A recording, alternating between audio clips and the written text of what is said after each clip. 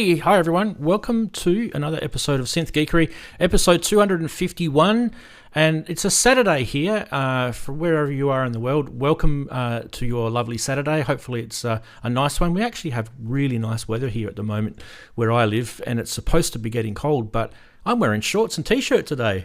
Thumbs up, not bad. Hope everyone's having a good day. There's Superbooth happening right now, as you guys know, and as a result of that, we have been given a smorgasbord of new gear that we need to check out, and that's exactly what we're going to be doing today. In fact, there's 21 products that we are going to look at today, so hold on to your hats, because there might be a breeze of all these products passing by very quickly. No, we'll dive deep. Now, other good news during the week is Zoom Call is back working, and just to prove it to you, because I'm nice like that, I've actually got Ian on the bottom right-hand corner via Zoom, and on the bottom left-hand corner where you can see Ian again because he's taking over the world.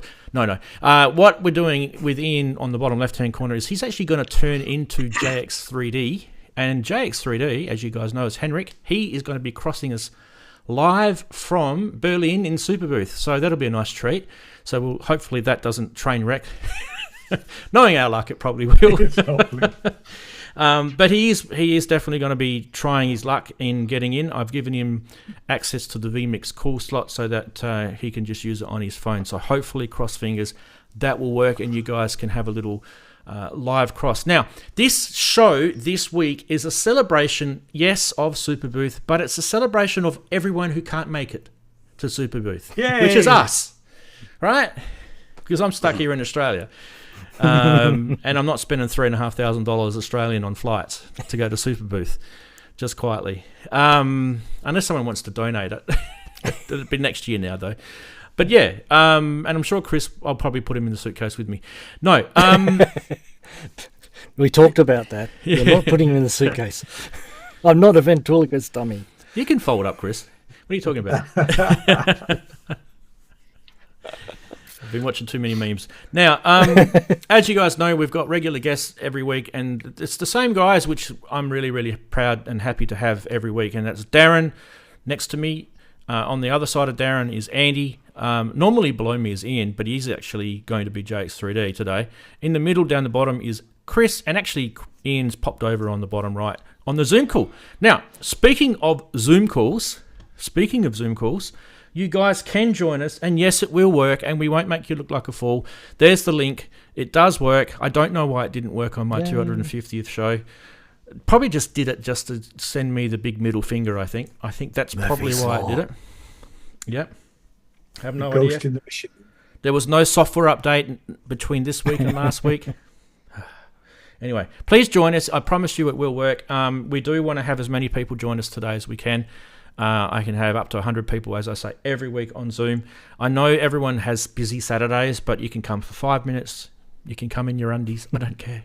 It really doesn't worry me. It's optional. I really did say that, didn't I? I'm not going to go back and rewind what I just said, and that's kind of weird. I retract that. Exactly. Careful what you say. Wow. The internet remembers. Thanks, Smithy, for the 20 schmackaroonies. Oh, it's going to refresh itself. There we go. Good on you, mate. Appreciate that. And it's nice to have Smithy with us because it is 2 hours time difference. So it's about 11 o'clock over there in sunny Melbourne, where, yeah, I don't know what's happening in Melbourne tonight. Late stuff, because it's late. Right, we should get stuck into the show and say hello to all our guests. I might actually start with Ian because he's on a weird link. Okay. So we'll go bang. Ian, no title, sorry. Hello. How's your week been? Yeah, good day, good afternoon, good evening, good morning. How's my week been? All right, actually. I've actually got some work done, proper work, rather than just trying to rebuild the studio.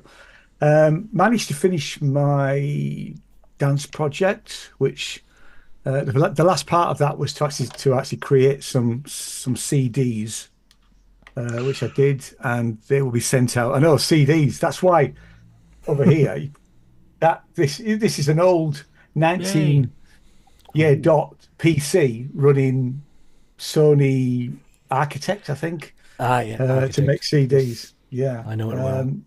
Yeah. So I use Nero. Yeah, well, I've used Nero in the past, but I I'm so used to that. The weird thing was when we moved, I didn't write down the password for the computer, so I spent probably about an hour and a half trying to guess the password. And as you'll see, it's actually written. It's now taped to the side of the computer. Good old cybersecurity hack there. Yeah, exactly. I mean, there's absolutely nothing on it worth bothering with. Yeah, so that's what else have I done? I've been sorting out the racking a bit, still unpacking. Got our first guests. My sons have arrived last night. Overnight, they're going this afternoon. So the house is getting there. But no, good week actually. Felt like more like a normal week than the chaos that it's been for the last few weeks. Well, last few months, really, isn't it? Like moving. Yeah, that's exactly. Chaos. I have to say, living in Frome is lovely.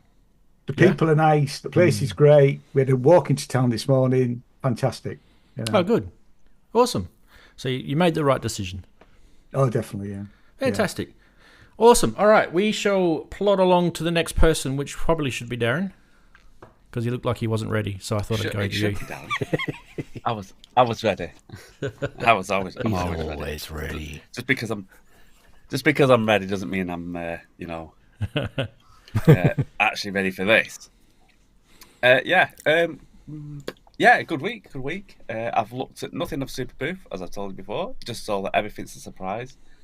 That and the fact that I didn't get on YouTube much. On Facebook, everyone will have seen the full setup of my live rig, so that's all working. And that was where I was going to say, because everything's been set up for the week working, and as soon as I decided to do a jam on it, it decided that for some reason it didn't recognise the MIDI. I mean, but it's only a small thing. I just have to remember now if I go live that I'll have to check the MIDI settings on the force, because for some reason, all up until yesterday, or the other day when I put the picture up, all up until that point, it's always recognised all my MIDI devices. That one day when I decided to switch it all on, jam it, check it all out, it decides that it can't recognise the device. Well, it recognises them, but it doesn't save all the control settings, so I just had to whip into that. So other than that, everyone's seen that if you've been following me on Facebook. It's my birthday next week on Thursday. Yeah, there it is. Hey, happy birthday, man. So everything's there. There's scope for extending if it was doing bigger sets, but that'll do a 2-hour set quite easy. That looks how long does it take you to put it together? How long does it take you to put it up? Well, this is the point, right? Because this has been sat on this where it is now for quite a while. I'm not quite sure. I'm gonna have to time myself taking it down, putting it up. It's gonna be like the pit crew on an Formula 1 car, pit crew style. I'm hoping 10 minutes. It's looking good, but so many lights. So that case that you see there, that's pretty much going to be in one. The plugs will just be slotted in, so it shouldn't take too long. And the frame's been welded and everything, so it should fit into the case. So that'll come out in 2 sections, built up. So hopefully about 10 minutes I'm expecting. I think just the cabling, getting the cables in the right spot, even though they're all marked, that'll probably take the time. And then switching it on. I think the force will probably take longer to load up. But yeah, so all that's done. But next Thursday is my birthday, and I'm releasing the remixes of cool. within each of within each of us.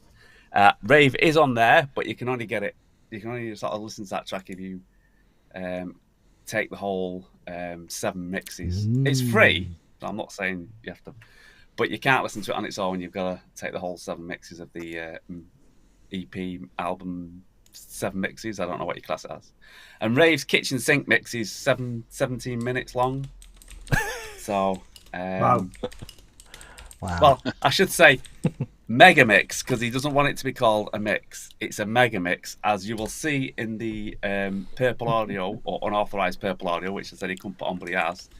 He sort of I won't say explains, but he says why he's put it on there. Because it's my fault. You'll hear it anyway, because it was all my fault. He's paying the studio Palmer Violet. So yes, so Thursday that'll be released, and the live rig's completely finished. So yeah, it's been quite a reasonable week work. Fantastic. All right, who we got next? We have Andy. How's your week been, mate? Hey there. Actually, it's been great. It's been at Music Disneyland for a couple of days at Stanford Karma Open House. If you guys saw my Facebook posts or some YouTube posts. Tried to do live from there, but there's so much concrete in the building it basically cuts the signal off. So I got the lobby. I got to play a VL1 for the first time in the lobby. The GS1 had the working programmer turned on, so you can see all the partials on the screen and stuff. So I got some shots of that. It was pretty cool. The main event was last night. John Chowning presented a bunch of historic electronic music made in and around Stanford Karma. Stuff going back to 1966. Made on a PDP-10. Some really old electronic music. And then some of his work, including one made in 81, inspired by a piece made by a guy in 69 of all things. I mean, digital synthesis in 69, made with FM, by this guy, what is his name? I wrote it down because I'll forget it. It's Jean-Claude Risset, a piece called Metamorphosis, which is really amazing music. And then, so John Chowning made a piece called Phone A, made in 81. They had this box they commissioned with a guy called the Samson box, and I can show you real quick. I have just a still shot on this video. Oops, that's not what I wanted to hit. Sorry. Let me present this real quick so you can see it. It's a still shot of the interface. So it can do full screen command line. It can have a little shot with the staves. It has some of the other stuff in other windows. So it can do split screen or it can do one screen at a time. This is about as complicated as it gets. Looks like C-Sound or Super Collider if you ever use those in DOS. So, not the most friendly interface. But let's see, how do I stop sharing here? There we go.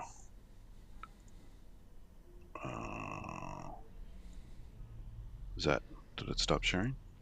No. I hit stop sharing. No, it does. Hey, there you go. Bit of a delay. So there's that, and then of course there's some downtime in between all the events and VR demos and all kinds of cool stuff. There's a free table. I put a picture on Facebook, a bunch of free stuff I got to cart away. That stuff that basically here, we're doing open house, take our old junk, but some of that wasn't junk, actually. It was pretty good. So I got a bunch of free stuff I carted away with. And then while I was downtime, they have some really cool gardens on campus. There's a New Guinea sculpture garden and this Rodin sculpture garden. And I went around and did some 3D scans of the Rodin sculpture garden. Ooh. Oh, wow. That's so cool. This is the Burger of Calais. So I'm going to do some fun stuff with that. Anyway. So, yeah, good day overall. The show was very long last night. It was about 2.5 hour performance of just recordings and John Chowning talking about history, and a lot of the performers were there. I was sitting next to a couple of them, got to chat with them a little bit, and it was very mind-blowing kind of stuff. A lot of music I've never heard. Shockingly, I should have been more tuned in, but now I'm going to go back and listen to some more of it. So if you guys haven't heard some of that stuff, it's on the Stanford Karma website, CCRMA. I think it's ccrma.stanford.edu. And they streamed the entire thing last night, as well as the other music performances from Thursday night. So if you weren't there, you can still catch them. So definitely check them out. There's wild stuff. Obviously we're hitting electronic music here, but a lot of people listen to modern music. But that was modern music of the 70s and 80s electronics, and not on the radio. So very, very different. It's almost like a classical, potentially avant-garde, soundscapey. Just some of it's quite odd, but just beautiful. And the timbres are getting in the 60s with digital synthesis. Oh, you'll love it, Ian. I mean, the digital synthesis they were doing in the 60s, I'm so out of the loop. I couldn't believe it. It's like, stuff's amazing. Yeah, I mean, the San Francisco tape center stuff is... The tape center, yeah. Yeah, that is fantastic, because I have a DVD of them performing. it wasn't in the 60s or recorded in the early 2000s, but they were doing the stuff from the 60s. And it's really out there, but it's really brilliant. Yeah. Absolutely brilliant, you know. But it was just weird. It was like the timbre qualities are amazing, right? It's just, you would think it would be modern, some of the stuff. It sounds so good. Yeah. Yeah. And, you know, people always crap on FM, right? But even the John Chowning piece, some of this vocal synth, you know, apparatus he set up, this algorithm, but basically he eventually put it in it's kind of in the Yamaha stuff, I think, a little bit. But anyway, just the sound quality and the timbre changes, and it doesn't sound like your classic FM. It sounds really, really good. So. Fantastic. Oh, yeah, awesome time. Awesome. Who else we got? We have Chris over here in my city. How are you, Chris? How's your week been? Oh, it's been pretty good, mate. Pretty good. I'll be short and sweet today because I didn't do anything too exciting. Just working and been getting the video together for the Cable Monster, which I intend to launch next week. Yay. So the timing will seem pretty obvious, I'd imagine. Perhaps people will need a lot of cables.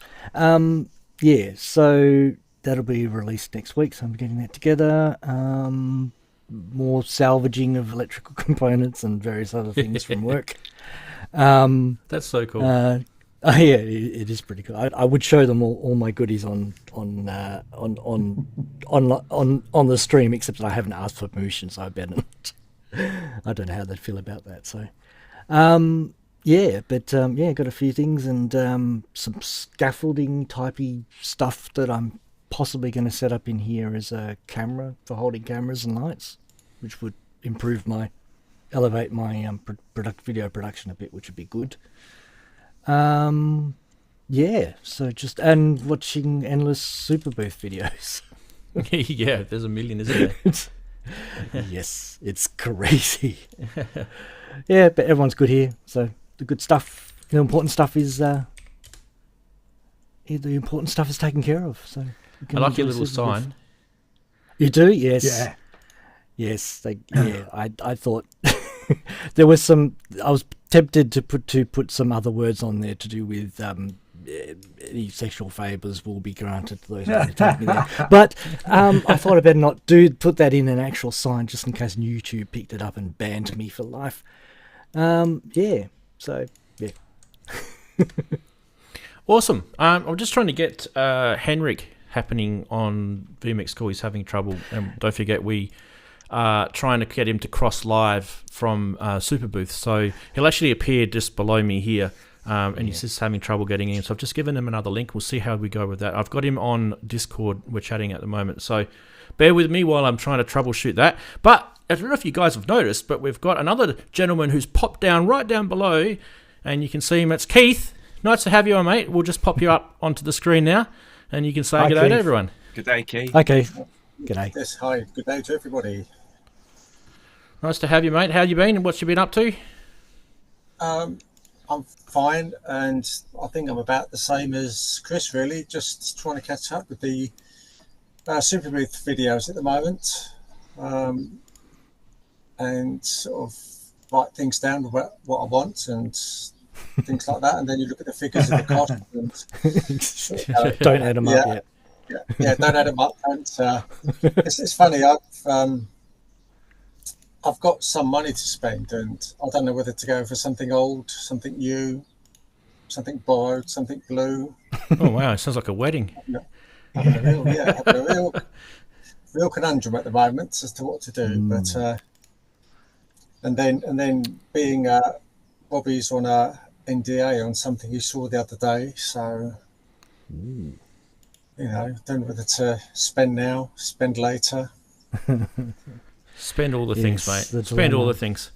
Awesome to have you, mate. Please stick around if you can. And also, whilst you just popped in, Rich Hilton has also popped in as well. Yay. It's just growing. And so we're going to cross live. I don't know where Rich is at the moment, but we'll say good day to Rich. How you going, mate? Oh, audio not working. Oh. Is it me? Muted. No. I've got it working here.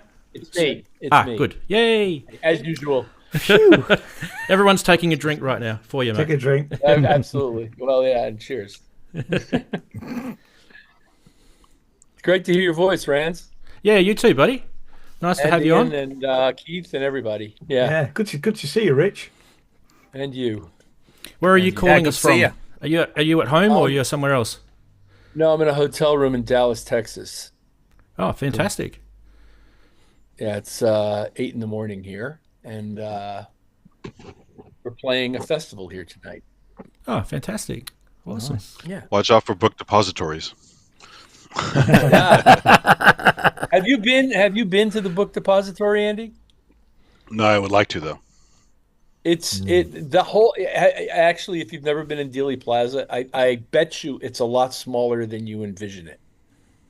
And all the distances are shorter than you think. Yeah. Ah, I have spent a bunch of time there, and as a kid I was obsessed with because it Yeah. occurred during my childhood with the Kennedy assassination. So I've spent a bunch of time in Dealey Plaza, and yes, I've walked the grassy knoll. And and it's very interesting, actually. It's fun. Did you shoot a I Hilton guess. film to compare with a Zapruder film? I had to hire somebody with an umbrella to stand by that road sign and block my view when the car came into. No, but when you're standing at that window that apparently Oswald was at and looking down onto the street, it looks a lot closer than you think from the pictures.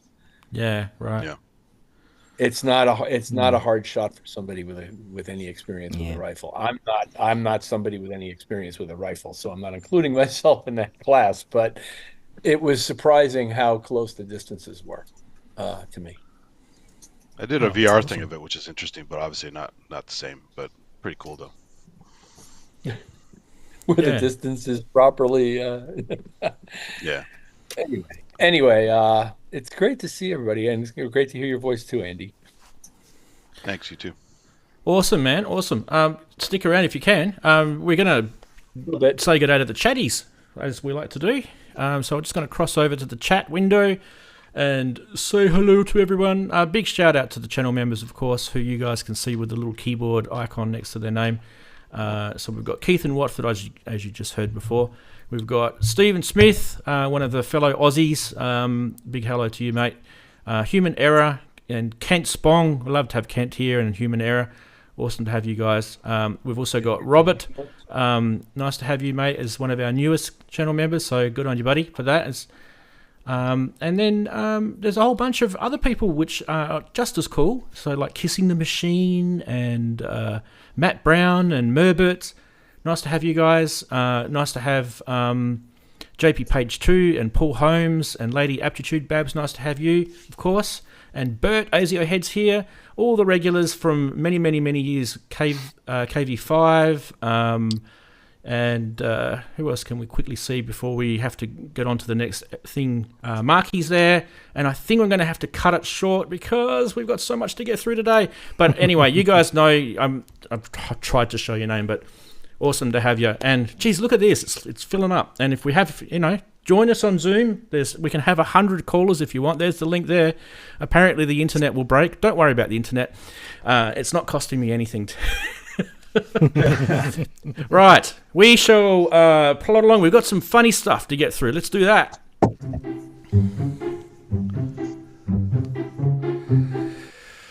Yes. Apparently, this is the house that you must have to put in the new Arturia. Classic beige. Yes, excellent. Wow. Well, I might just leave Ian paused like that. I just kind of think that's kind of cool.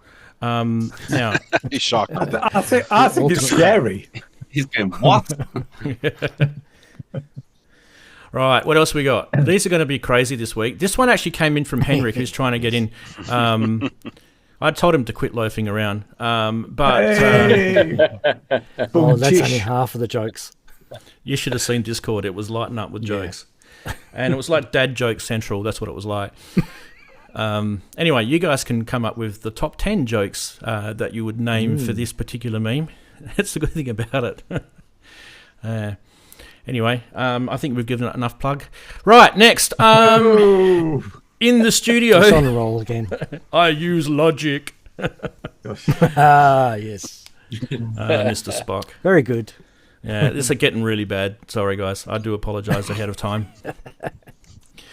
We have these ones are like literally screenshots off of people's Facebook posts. Like, you just read it and you just think, this is a meme that just creates itself. Yeah. I know. Good to see them trying hard. I don't know if you guys get it, but it's kind of, it's cheesy. Let me put it that way. Actually, probably should go in between that bread that we just showed before. Yes. Yeah. Right, next. This is my studio. I don't know if you guys have seen it. This is how I do my recordings. No, that's lo-fi. I'm trying to get that true analog sound. That's what I'm trying He's to get. trying to get the lo-fi. I don't know where they come up with this All stuff. the kids want, yeah. This is what the kids want. What's that stuff on top of the pipe? That's what I want to know. Like the little triangular Pipe a song, things. get some added reverb in your mix there. It's holding it to the roof ramp. It's heavy. Yeah. Yeah, right. It is. Yeah. Pretty elaborate. I'm just thinking the pianist is going, hang on, guys, I need to do that again. Can we do overdubs? What's an overdub? Yeah. Anyway, moving on. We also have, I had to add this, sorry. Just had to add this one. Oh, yeah. Because this was the portrait that came out during the week, and Ghostbusters wants to check it out because it's kind of a bit weird. There was a whole bunch of portrait jokes during the week. You probably should have seen them on social media, but that was probably the best, I thought. Anyway, is that it? Oh, no, there's more. This is a synth tuber's video production school on the left, and on the right is their music. So it's a slap at me, basically. Now, what else do we have? That is it! Hooray! How do I get back to this screen that I've created? There we go. What was your favourite meme, gentlemen? And people in the chat? Let us know in the chat what your favourite meme is this week. Was it the loaf of bread? Was it King Charles's portrait? Has nothing to do with synths. No. Was it A bit of logic for me, I Rich? think. Yes. It was Spock, was it, mate? You like Spock? Okay. It's just sharp, very sharp. I go with that. Yeah. Yeah. Yeah. What are the chatties saying? Did you see the shirt Robbie put on How do you from feet? Superbooth? The Boringer shirt. Did you see that? Yeah, that was fantastic, wasn't it? Best shirt ever. That's going to have to Very get good, reprinted yes. a few times, I think. Yeah. Yep. Yep, that'll be in great demand. Photocopy machine. Piano trumpet's getting a few likes there. Spock, I think. Yeah. Oh, it's a bit of a three-way tie with Spock and Ghostbusters and piano trumpet. Yeah, I'll go with Spock. Go with Spock? Yeah, because Rich Yeah. is here. We'll go with Spock, eh? I like Spock. All right. Spock wins it. Hooray! Now let's go through the 21 products that we need to choose. Oh, my God. Yeah. Deep breath, people. Here we go. Watch everything break now. Obviously, we've got to start with this, don't we? I probably need to fix this up. Why don't we put... Who can we put down the bottom there? Anyway, let's have a chat about this. This is supposed to be the greatest synthesizer that Arturia have ever made, according to them. Anyway, so, yeah. What do you guys think? Most expensive. Same as it ever was. Same as Same it ever as It was a bit. Never It is a bit samey, isn't it? Shush, David. No. So, yeah. 12 voices. Lots of stuff that was on the previous one, just more voices. But I think probably the big thing, I don't know about you guys, but probably the big thing for me is, apart from the big air vents up the top, is probably the expression side of this, right? The way the new keyboard is supposed to work, which kind of encroaches on that Osmose sort of territory, doesn't it? Is that Certainly a interesting. touche at the side? It is like a touche. Yeah. I was gonna say, look, Yeah. It's called a Morphe. Yeah. Morphe. It goes in Yeah. and out as well as up Yeah. and down. Left So and I think we've all seen the photo, so we'll go back to our fantastic faces and we'll just chat about this. So yeah, What do you guys think? Yes. Who wants to have a chat about this synth first? We've been talking about it all week. I would, yeah. I mean, I would from the point of view, I just feel so close to pushing the button on one. Fantastic. Cool. But then Robbie comes up with an NDA or an NDA, and you wonder what that product is, and you know, you've got to push a button on something at some time, haven't you? So, but it's just really impressed me as what it does, how it sounds.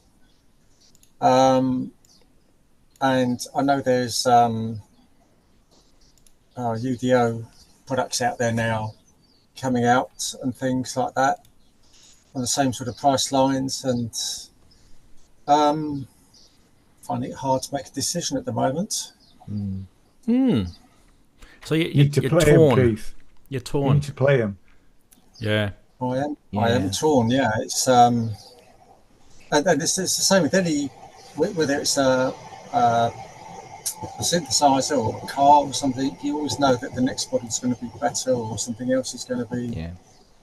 So it's when to just push the button and just go with it, isn't it? It's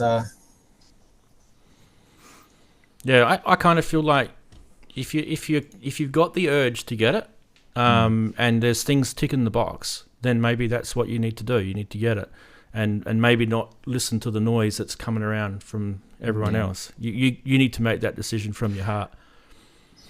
yeah. Sometimes, And yeah. sometimes having a clear vision is more powerful than having an infinite number of options. That's I'm true. a big fan of my Clar- Matrix cla- Brute. clarity is and worth a lot. The Polybrute's cool, but I've never spent more than $2,500 on a synth, even though I have a lot of them. It's a lot of money to drop. Yeah, what is it? And I already have a lot of stuff that $4,000, kinda isn't it? covers it. Well, Yeah. Out of Three and a half, I think it's 3.5. 3.5 UK. Yeah, it's about 4,000 US. I mean, this for me, whatever I spend my money on is literally going to be a retirement present to myself. Right. So on It's that the big basis, it is sort of something I want to keep, something I want to use, and something that I'm going to enjoy. Is it something you want to actually play to be 100% sure that you're making the right decision in person? Well, it is. It absolutely is. And I know Bobby's had one for 3 weeks. Okay. So I don't know whether he's thinking of taking it to the Cambridge Synth and Computer Show thing that's in would be June, nice. I think it is, whether he is or isn't. I don't know whether there's one in the UK, Anderton's music shop, which, you know, is probably about an hour from home. You know, it's not the end of the world. So They'll probably get just one need- soon if they haven't got one yet. Well, There I might know be one they at take- There might be one at Gearfest. You're going to Yeah. Gearfest, Keith. I am indeed. Yeah, so I mean, if I order one now, there's one company saying end of May, and then there's another one saying 3 months. So Yeah. in a way, I've got some time or plenty of time to try and get Yeah. my hands on one. I'll tell you what, Keith. Sometimes, yeah. There's something about the Arturia, you know, the Brute oscillator, the Brute series. So even if you go all the way back to the first mini Brute that came out, I've recorded stuff and I keep listening to it and I'm thinking, that is so distinctive, that sound. It's literally not like anything else. And that synth that you're thinking of getting has that exact architecture in it, but in a polyphonic and really, really nice, you know, set up with all the effects and all the, you know. And a great Steiner Parker filter. Yeah. Yeah. Yes. So that's something that will never change. So you'll always have that uniqueness with that synth. It won't sound like a Roland. It won't sound like a Oberheim. Yes. It'll definitely sound like a Brute. Modern classic. Hey, we should think should pause the chat about the Arturia for a sec, because we have Henrik here who completely ditched us on vMix and decided to go with Zoom because Zoom is working so well today. And he's over in Superbooth in Berlin, and you can hear us okay, can't you, Henrik? Yeah, I can. Oh, fantastic. We can hear you. That's really good. And we can see Superbooth in the background. Oh, yeah. Thanks for joining us. Yeah. You're welcome. This is a fantastic event I was a Superbooth virgin before. I'm no longer a virgin. This is more than you can contain in your brain. It's wide. Yeah. I have footage to upload for weeks to come. I can upload something almost every day for weeks to come. I have lots. So this is an event you have to try once in your lifetime. Yeah. I know it will cost you Polybrute 2 Ranzee, but you should try it. trying to work out how to make it a business expense. Yeah. For me. Start up a PLG. A modular. Yeah.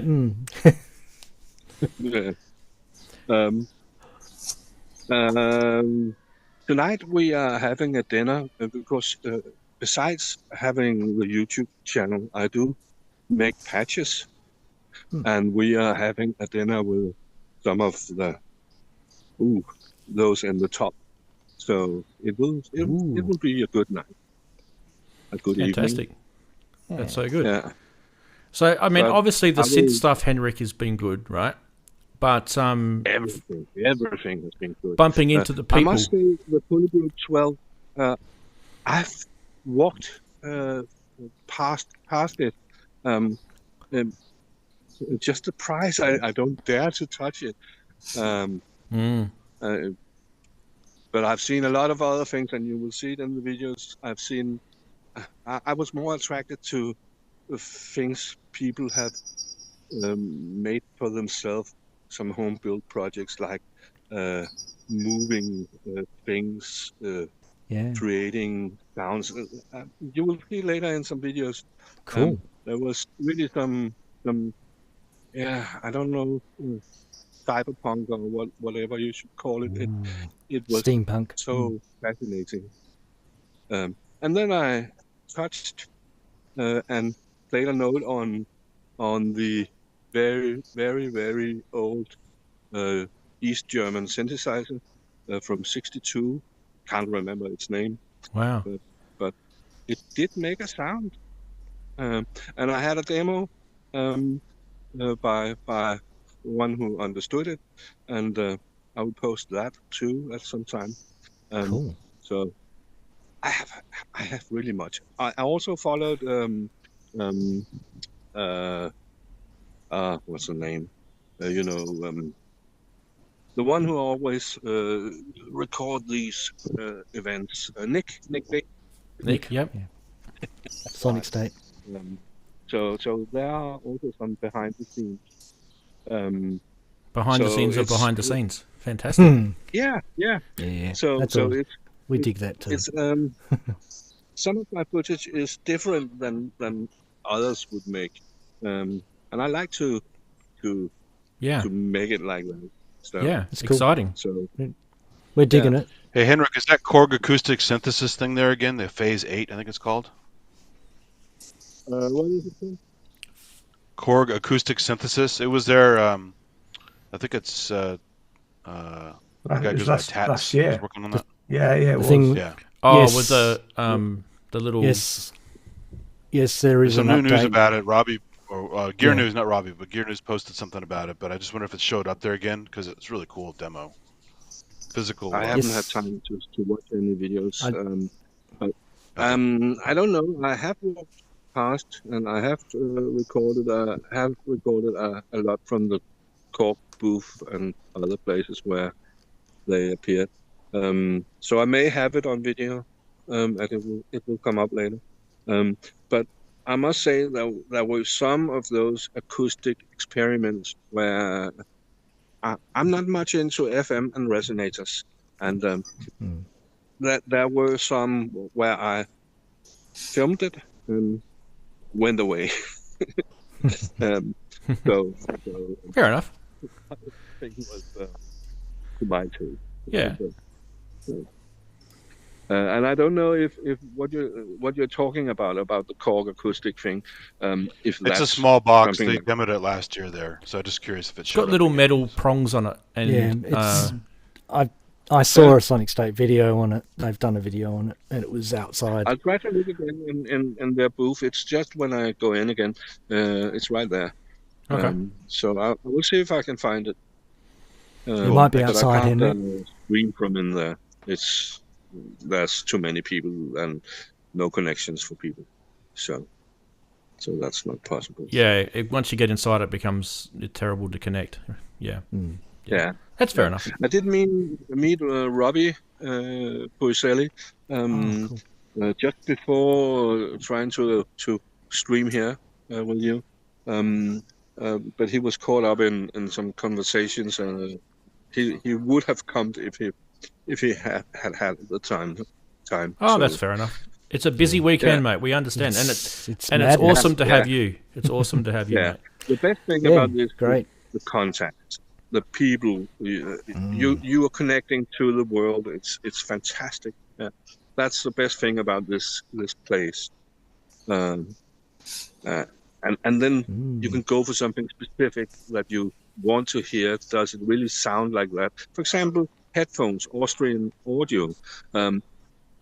Will you invest in something that costs a lot if you haven't heard it? And that's how it is if you order on the internet. So here you can hear it, and you can hear a lot of different headphones and compare them and all that. So and the same with synthesizers. So that's one of the greatest thing about this place and the connections. Awesome, mate. Fantastic. All right. Well, I know that you're going to be busy today, and because you don't have headphones, it's hard for you to hear us as well. So we'd be sad to let you go, but I know that you've got a lot to do today. So much appreciated for you to cross live for us too. Really, really nice to have you, and I hope you do enjoy the rest of your super booth too. I will. I'm tired, but I will. All right, mate. Yeah. Thanks, next Henrik. Thanks for crossing. Bye. Cheers. Cheers, mate. See you guys. Yeah, bye. Yeah. Bye. All right. Well, as you can see, the Zoom is working as it wasn't last week, but we've been having Zoom from all over the world this week. I don't know. Anyway, let's not worry about it. Let's go back to what we were talking about before, and we'll move on to the next product, I feel. I guess kind of the question I have for everyone here is we get the marketing, right? We get that. We absorb it, we swallow it, we sometimes have to regurgitate it. Do we buy it? Not the actual product, but do we buy the hype? Are we kind of buying it, or are we sort of looking at it from I don't know? Kind of. How are we feeling about it? I kind of try to rationalize what they're offering rather than buy into the hype. It sometimes can be really difficult. Often the least you know about it, the more the hype makes you, call to arms, they call it, the thing that actually makes you want to start doing something, like, purchasing. But in this case, it's with the price and everything, it's very easy just to go, well, I'm just going to sit back and carefully understand exactly what this product is, because I don't really have any fear of forking out the money, because it's not really in my sort of area for a lot of reasons. Flagship synths aren't really my thing. Yeah, fair enough. Well, you can see in your background you don't have any flagship synths, so fair enough. I kind of feel like this is kind of a sound designer synth, right? This is a synth that someone would want to use to create different sounds. But is it a performance synth? Is it a synth that with all these new features, with that Osmo style keyboard and the touche little controller and the ribbon, is this a performing synth? Is this something that you want to play on stage and you feel like it's just a cool thing as an artist? What do you guys think about that? I'd need to play it before I could answer that question. Yeah, I think. Yeah. Well, I'll have a go. Go for it, Rich.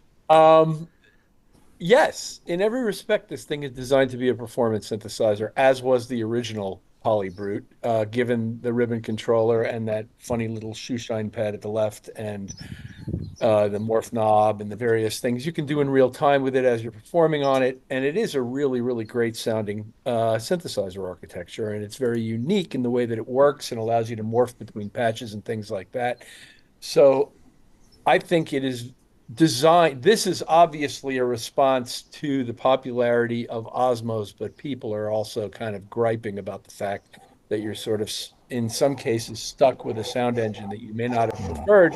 Although I saw some video from Superbooth where they were showing new sound engine software that is supposed to be compatible with the Osmos technology and give you more latitude in the way you can edit things and do things. But in a world where the Osmos has sort of caught on, but they didn't really take it in the minds of the people I know who have them, they could have taken it further. Maybe there seems to, nobody seems to be 100% satisfied as much as they like the thing.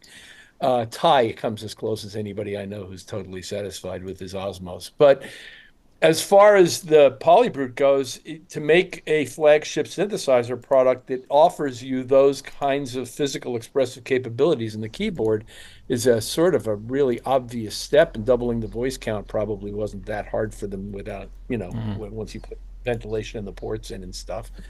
And for my own purposes, I own a Polybrute. I wouldn't necessarily sell it to get this thing because I'm in love with my Rolly keyboard and I don't really need a keyboard with wobbly keys. So I'm kind of okay. And for somebody who doesn't want to spend $4,500 or $3,500 or whatever it is, this will probably drive down the price of the 6-voice Polybrute, and you can buy yourself a Polybrute and a Rolly keyboard, and you're off.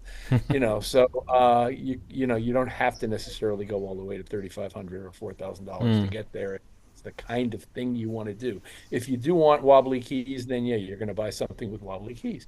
And I think it's kind of cool. It's it's a great product idea. It's just interesting that in a lot of cases, it seems with these flagship products, they're just taking existing product designs and doubling them. So in this case, you get twice as many voices and a fan control keyboard. Yep. In the case of UDO, who also make wonderful products, they took one of their existing magnificent products and basically doubled it. And I'm sure there's a lot more going on there. In fact, I can see that there's a lot more going on there. But with these flagship kind of products right now, there's sort of a trend towards the doubling of voice counts, it seems. Yeah, I agree. Yeah, good summary. Fantastic. All right, well, why don't we move on from that, because we've got 20 more to get through. Why don't we go with this, the ArpoLoop. Now, this is something that probably hasn't shown up a lot on some of the main websites, I didn't think anyway, and I kind of thought it was interesting.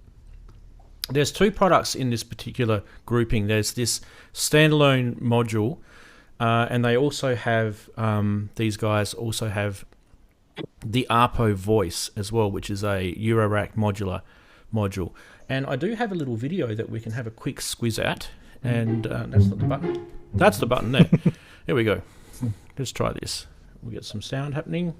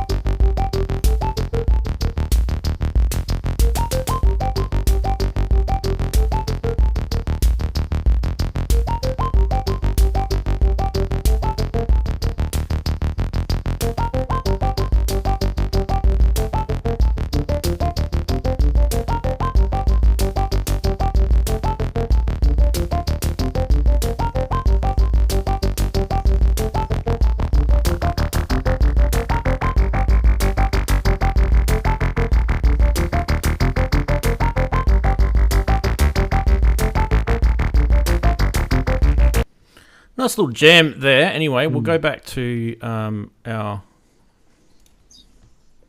There we go. Sorry, I had to get the... I haven't got a link for that on my thing. The synthesizer voice itself is 4 voltage-controlled hertz per volt VCOs. So that would probably be more along the MS-20 sort of line. These are made in Sardinia near Italy. There's 4 VCOs. So there's sine waves with sync and FM. On the first 3, and on the 4th VCO it's got a sine square sawtooth with an LFO option as well. So it's kind of an interesting sort of array of oscillators, I felt, with that. The other product itself is kind of like a pizza box, wasn't it? It was the I actually thought that was quite funny, because that's actually how they described it, and them being Italian and everything, I thought it was quite a good little pun. Yes. But no, you've got sort of like the sequencer down the bottom with the controls. So this kind of makes it like one of those all-in-one sort of products as well. LEP is the company. I don't know how to pronounce the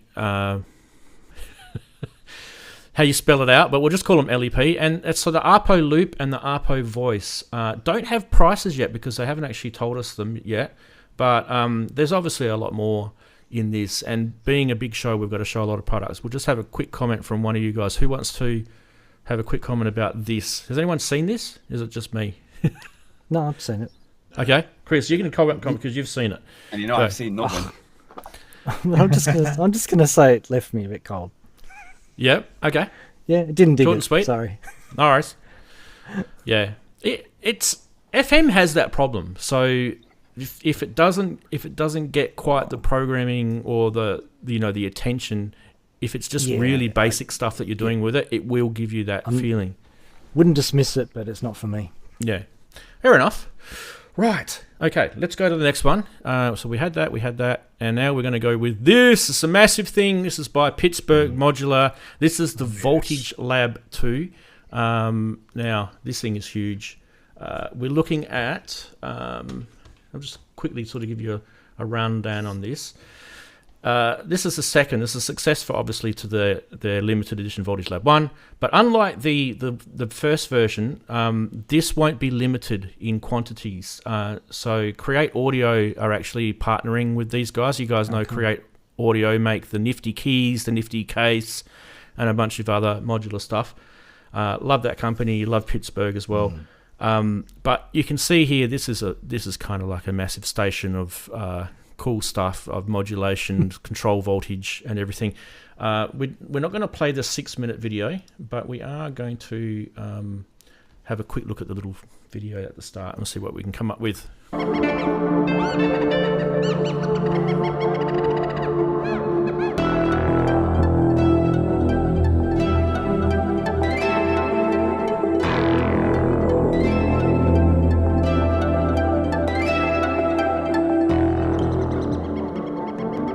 Welcome to the Lab Report. I'm your host, Richard Nickel, and I am proud to introduce the Voltage Lab 2.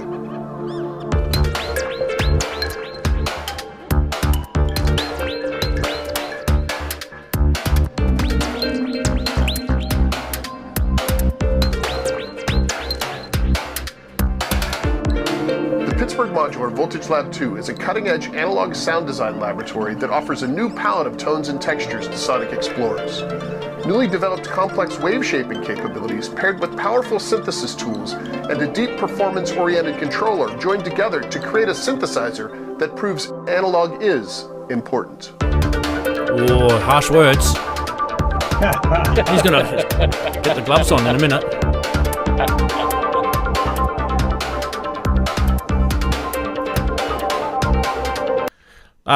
Just to note, all the sounds in that video did come from that, so I thought it was a very, very well made video, and you definitely go check it out. All those videos and links that you see on this show will be in the blogs, so you'll be able to go check it out yourself. Now, quick one about it. There's obviously 2 sections to this. There's the top section and the bottom section. and it's, there's a bunch of laboratory oscillators, they call it, 2 multi-wave versions of it. Each has got... The Pittsburgh are going down this path now, I feel like a lot now, where they're doing the wave shaping and wave folding sort of stuff. So that seems to be the sort of flavour for them.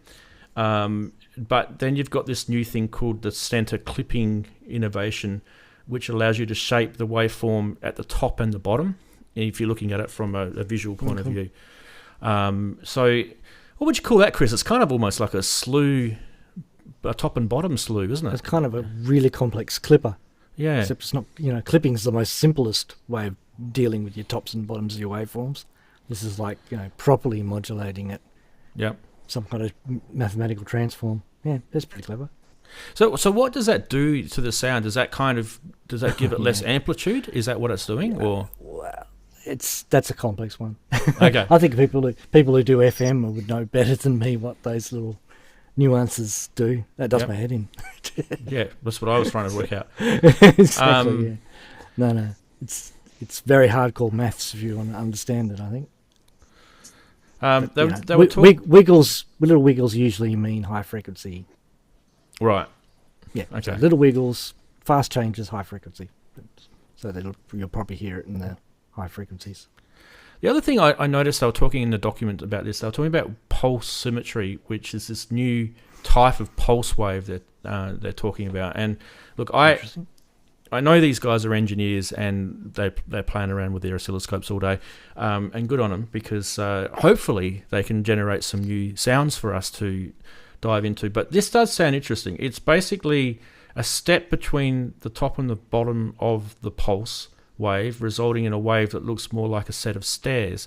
And I kind of, when he said that, I kind of thought straight away to the old Korg Poly 800 waveform. Because that was kind of like, do you remember when it was kind of like setting up the harmonics to generate, basically it was to generate a sawtooth wave out of a bunch of square waves. That's kind of what they did. One different part. Yep. But they're saying with this thing, it's got that, plus, Nick will love this, okay. pulse width modulation. And as well. Okay. There's a reflection wave folder in with the pulse width modulation as well. So I'm kind of feeling like you're going to get some pretty interesting sounds out of just that alone. It'd be nice to see that.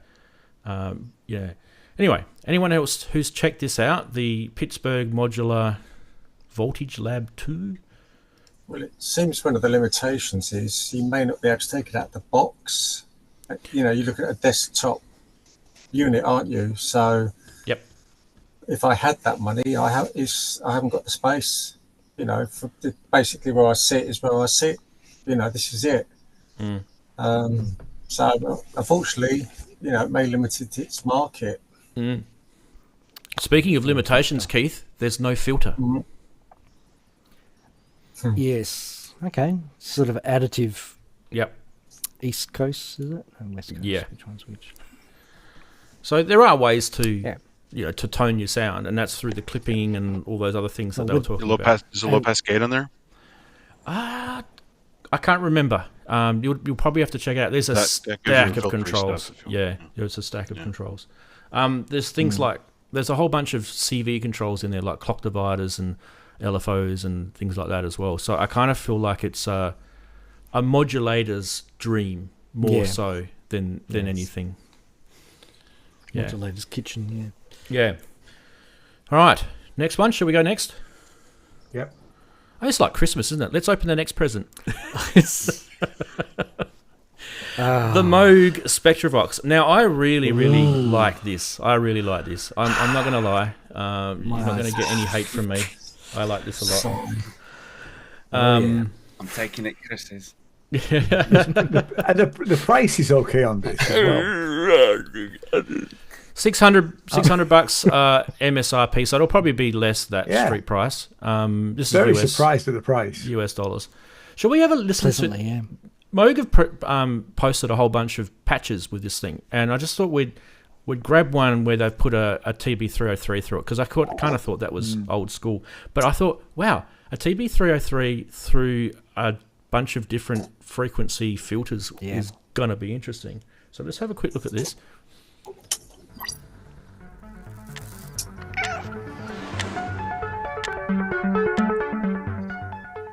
Hello and welcome to another Moog demo library video. Today we're going to be exploring Spectravox.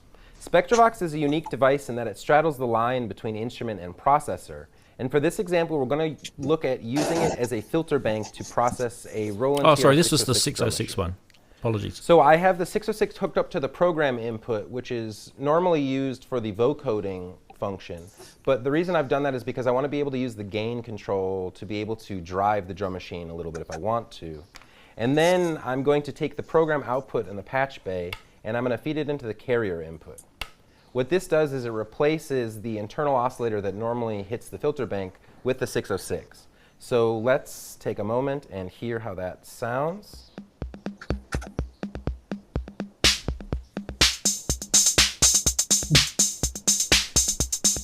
So you can hear with the gain settings all the way down, I get a reasonably clean signal, and then I can really drive it. If I want to be able to drive or color the signal. Now, what I can do with the resonance all the way down is use all 10 filter bands, almost like a graphic EQ, where I can use them like a mixing tool to be able to control the level of all of this frequency information to the point where I can just silence everything. So this can be a good way when you're working on a mix to be able to control some of the frequency information on an instrument. And with the unique functionality of the spectral shifting, I can actually adjust where all 10 bands of my EQ and the way that I'm using it are aimed at on the 606.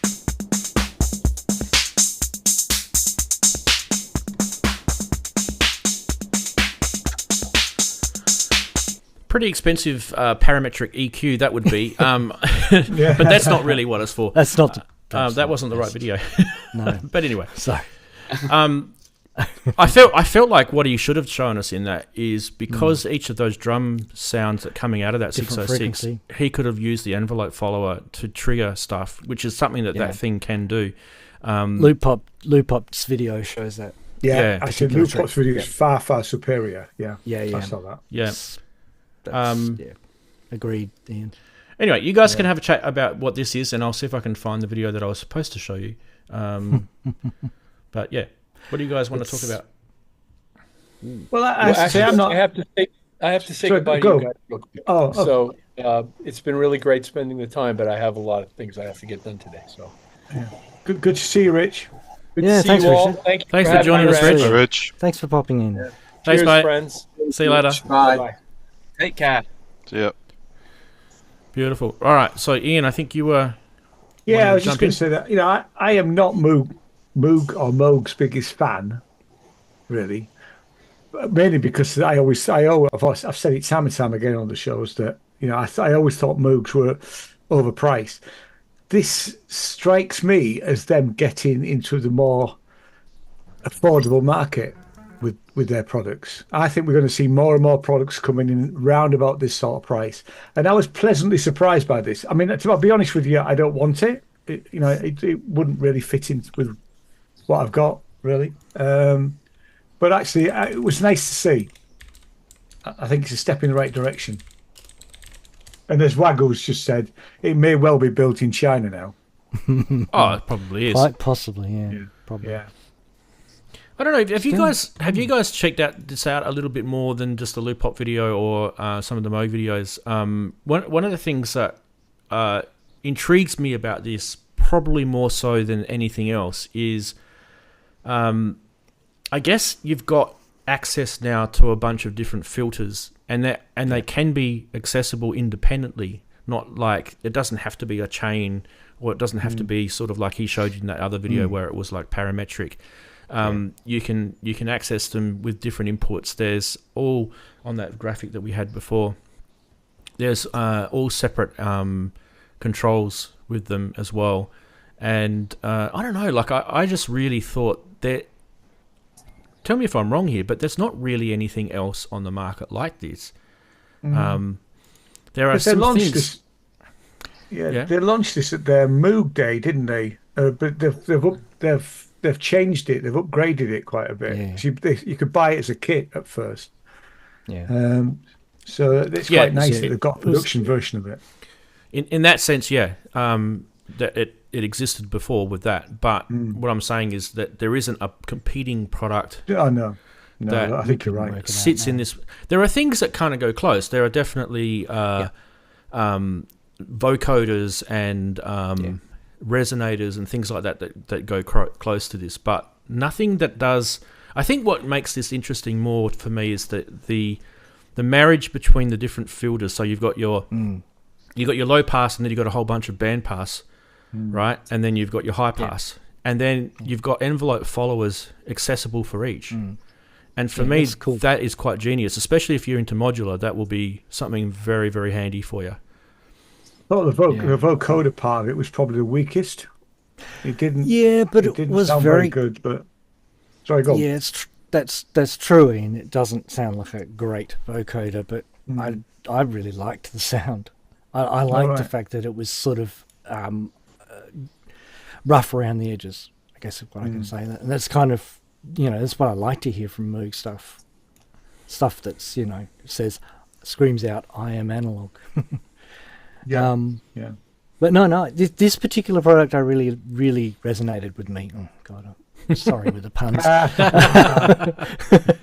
That was unintentional. No, this one, this is one I want to get. So we'll see how I feel over time, because it's gonna take ages to get down here, probably. But I think what's the price on this, Ranzee? I'm really it's just under $600 MSRP, so it'll be less than that street price. Yeah. You could always get a JDXI with the vocoder and other goodies for actually less than that, although it doesn't have the. There are heaps of great vocoders that at least this Metropolix is a little box about this big that you could. And I'm not even looking for a hardware vocoder necessarily. Like, I'm quite happy. I've already been investigating vocoders for a track I'm working on, and I've been happy to use plugins for this kind of thing. But this particular combination of things, this particular combination that they've put together is more than just the vocoding, and it was actually like it was sort of. I was amazed at how sort of 50% of it was that, and the other 50% was just as interesting. So I think it's what you were talking about, Rance, with the whole low pass, high pass, and the individual filters, and the single control which can shift all of them like a comb filter, coupled with these envelope followers. I always loved. One of the things I've always enjoyed doing, of course, is with vocoders, is running a drum loop through the as the modulator, so that and then playing chords through it, and you get new ideas. You get triggers, basically. And you get new ideas. It just gives me ideas. So that I remember doing that. Which is why I was kind of intrigued with the TR606. I mean, obviously, if you had a drum brood or anything that has multiple outputs, like even the Behringer RD8 has multiple outputs, and the TR9 and those sort of things, that would actually be pretty cool with this. So you could use different types of percussive sounds to trigger it. Good point there from Josh, who's mentioned that the Make Noise Spectraphone is kind of along the lines of this, but not quite. But it you do have that sort of stuff. This is a hell of a lot cheaper than the typical Moog Boda style vocoder. So I wouldn't be surprised if it'll come down in price soon. Obviously, it's new weight for now, and then I think you'll probably see this in a fair few people's studio. Right, next, the Knobula Echo Cinamatic. This is a Eurorack module for those who don't play along with Eurorack. Don't disappear, because there's plenty of synthy stuff coming. Don't worry. There is a video for this, so let's have a quick look at that.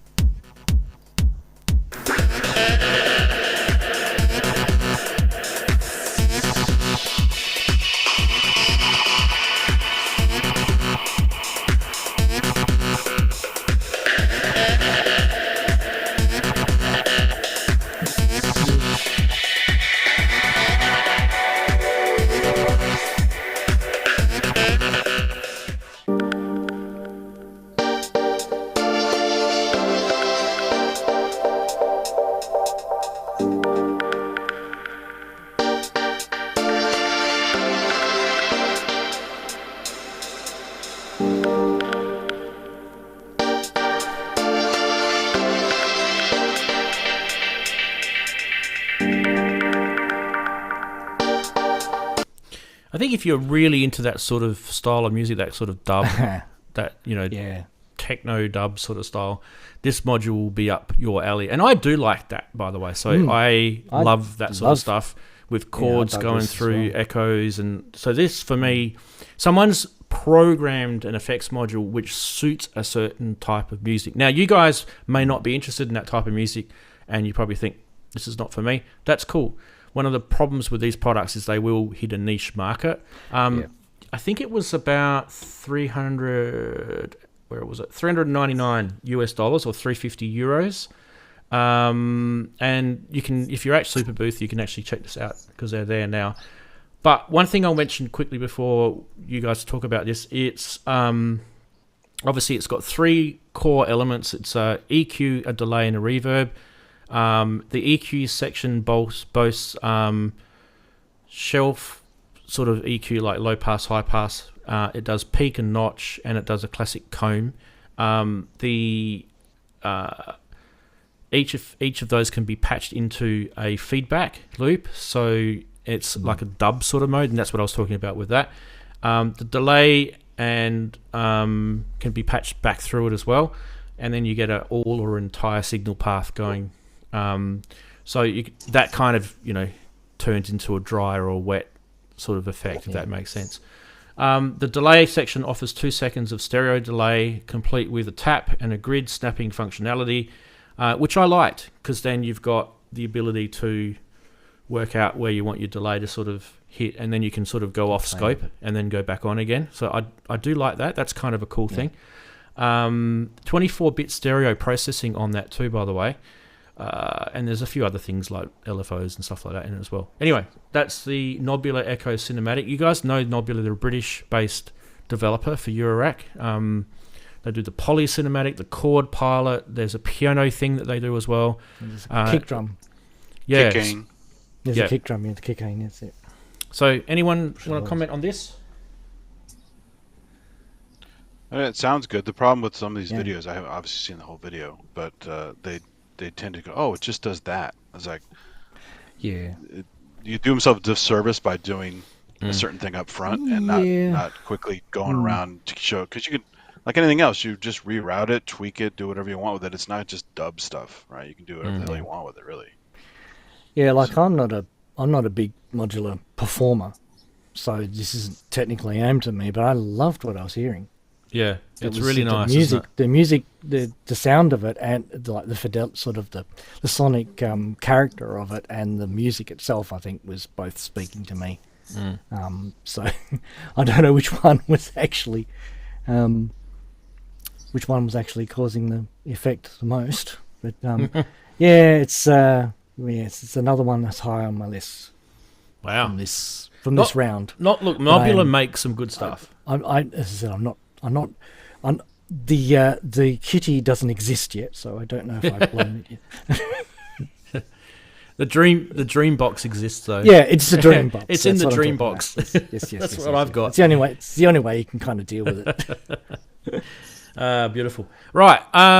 So that's Echo Cinematic by Knobula. You guys can check that out later. A couple of more Eurorack modules we're going to get through in the show, so please bear with us if you're not into it.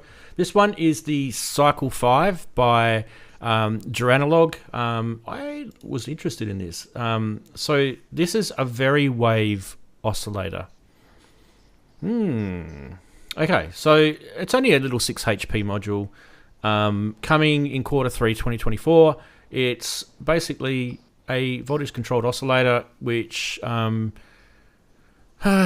kind of, so they're aiming this at someone who wants to put a VCO in their modular that doesn't take up a lot of room. That's not all. They also add the fact that it's a variable wave shaping, not wave shaping, but variable wave controlling oscillator, which can be controlled with voltage controls as well. So there's a 7-position octave switch. There's a 5th transposition. There's pitch tuning on this. What else is there? FM inputs. You can use it as an LFO, and there's a whole bunch of more more information about it. But what I thought I'd do is, there's no audio or anything like that, so I thought we'd revisit this when we get some more information, because we don't have a price, and Joranalogue do make some good stuff. I don't know if you've got any of their stuff, but they are pretty cool. We've shown some of their stuff before in the past anyway. So we'll just quickly skip through that one. Remembering we've got something like another 17 products to get through. This one is the Analog Waveguide by CHAIR, or the Center for Harmonic Audio Interactive Research. We'll just call them CHAIR because that's what it stands for. Now, I've got a sample that I can play. This module, by the way, is pretty interesting. If I can find Pretty my little expensive. notes. Pretty expensive, yep.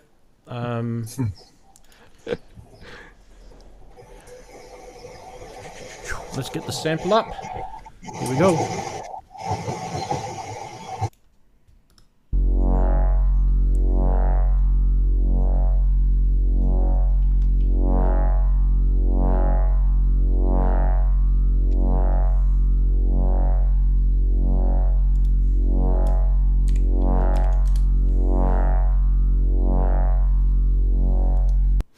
So that is the sample.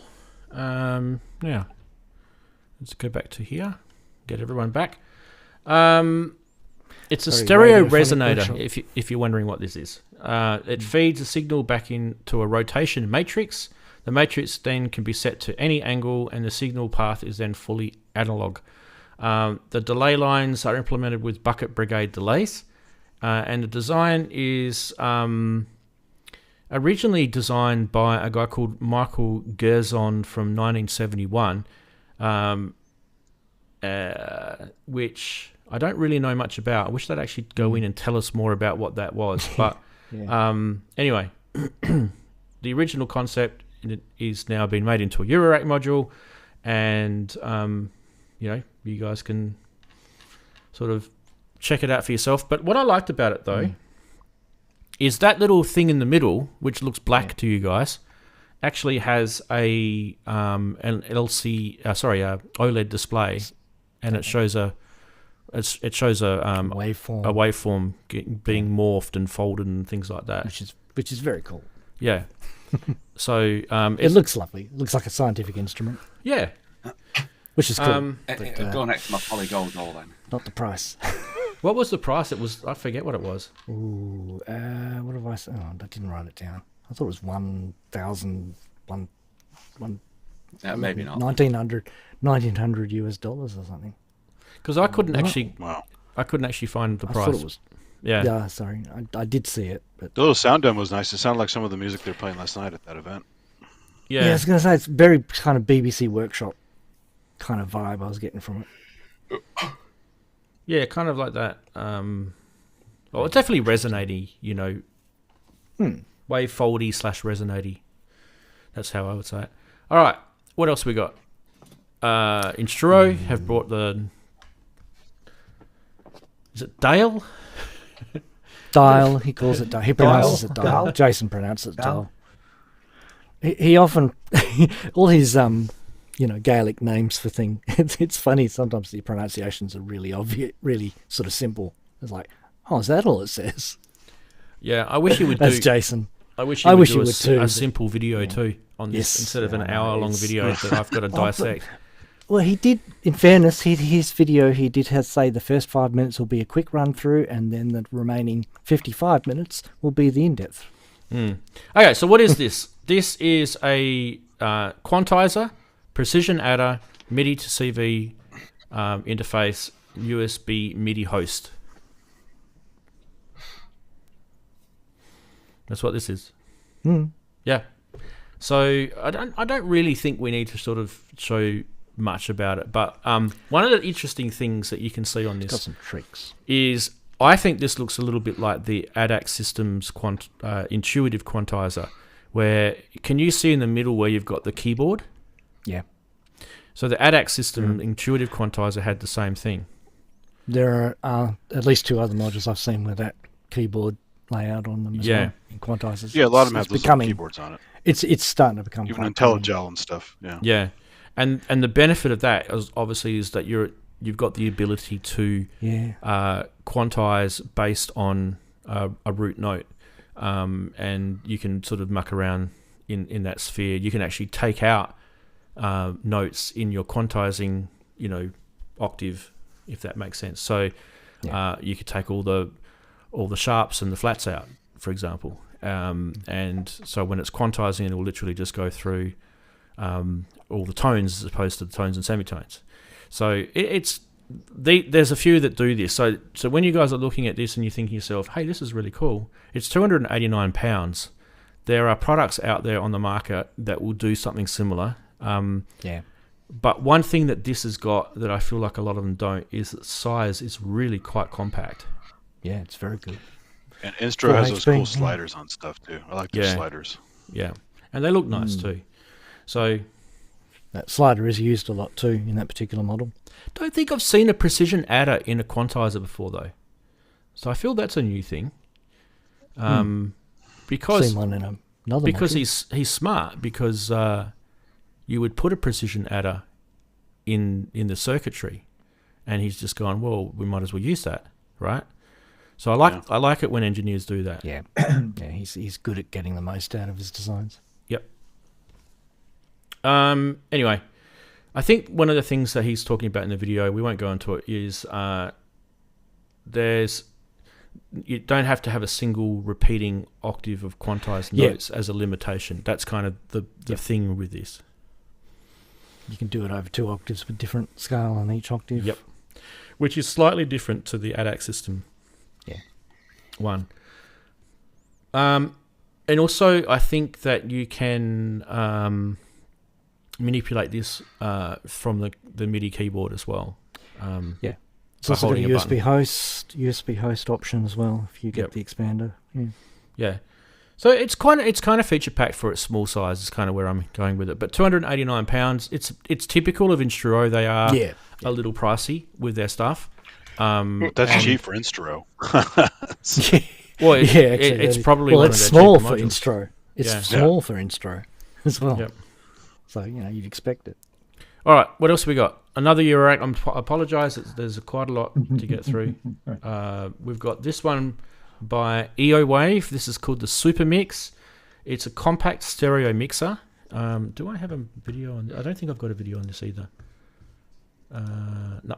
And you're looking at 10 HP, €208 plus VAT for this.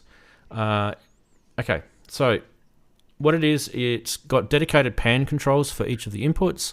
The first two, yeah. For the first two, sorry. And then CV you've got pans for the next two. Yep, and then you've got dedicated mute buttons. And I mean, it's a mixer.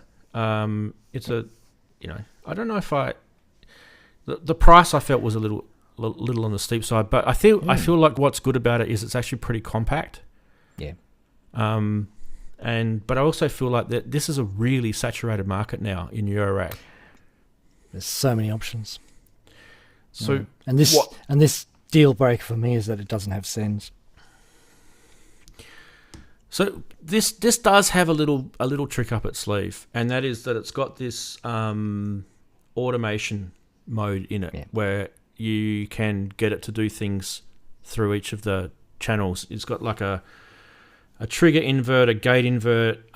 You can turn things off, turn things on, and it's got a binary counter for a 6-bit binary sequence for example, cycling through mutes or turning all the mutes on and off and things like that. So it's kind of like it's like an automated mixer in that sense. So that's the difference with this one. There's randomization functions as well. So there's a bit of digital smarts behind the mixer itself. There is a bit of saturation too that you can add to the output on this as well. I don't remember how he's done that, because I'm looking at the panel and I'm thinking, where's the saturation knob, or there's no So I'm thinking maybe that might just be on the levels. Yeah, on the top 10% of the levels, that's where it saturates. Yeah. And it just might be right. It might be a little bit like those feedback module mixes where You've got the preamps, and they don't really saturate or distort until you get to that last. Going to 11. Spinal Tap, yes. Yeah. Good. Anyway, so that's SupaMix by Eowave. Nice stuff. Let's keep going. Right, ALM. No more Eurorack modules for a little bit. We've got a guitar pedal from a Eurorack manufacturer. And the MFX, if you guys know about MFX, it's actually a really, really cool Eurorack module with multiple effects in it. And now you can actually get this as a guitar pedal. And this, I feel, is very, very smart because it's proof that I was saying for many, many years. I've been saying Eurorack is kind of like the guinea pig of the synth world, and they bring things ground. into the mainstream. So let's check out this. Yeah. The MFX pedal brings all the effects and functionality of our popular Eurorack MFX module to standalone pedal form with 18 different fully featured effects programs. Inspired by our favourite classic hardware effects processors, the MFX pedal incorporates DSP effect technologies from the dawn of digital effects in the 70s to the present day. It includes MIDI, knob and expression control, tap tempo, an optional analog gain stage, and selectable true relay or DSP bypass. The audio path includes left and right input-output pairs to accommodate both stereo and mono sources. Let's take a look at the features using the Digi PCM Echo engine to demonstrate. The tap switch can be used to quickly set the tempo of any time-based effects. Using the clock multiplier setting, we can set a faster or slower tempo from the same tap rate.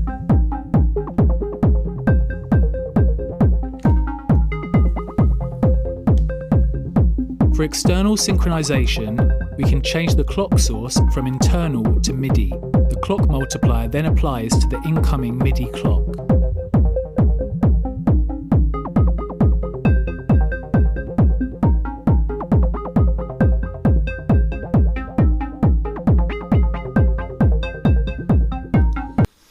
Obviously, the Syntact itself has some pretty decent effects in it on its own, because Electron do make some really, really nice effects. What do you guys think of that? Like, it's kind of...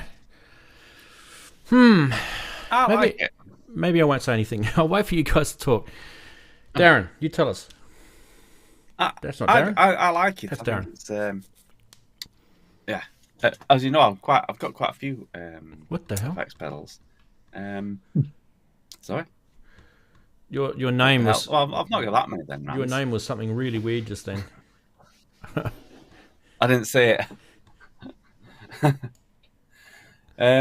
Yeah, I quite like it. And it might be alright for live as well. Taking that, like you say, that Eurorack feature, sticking it into a nice small box that can be...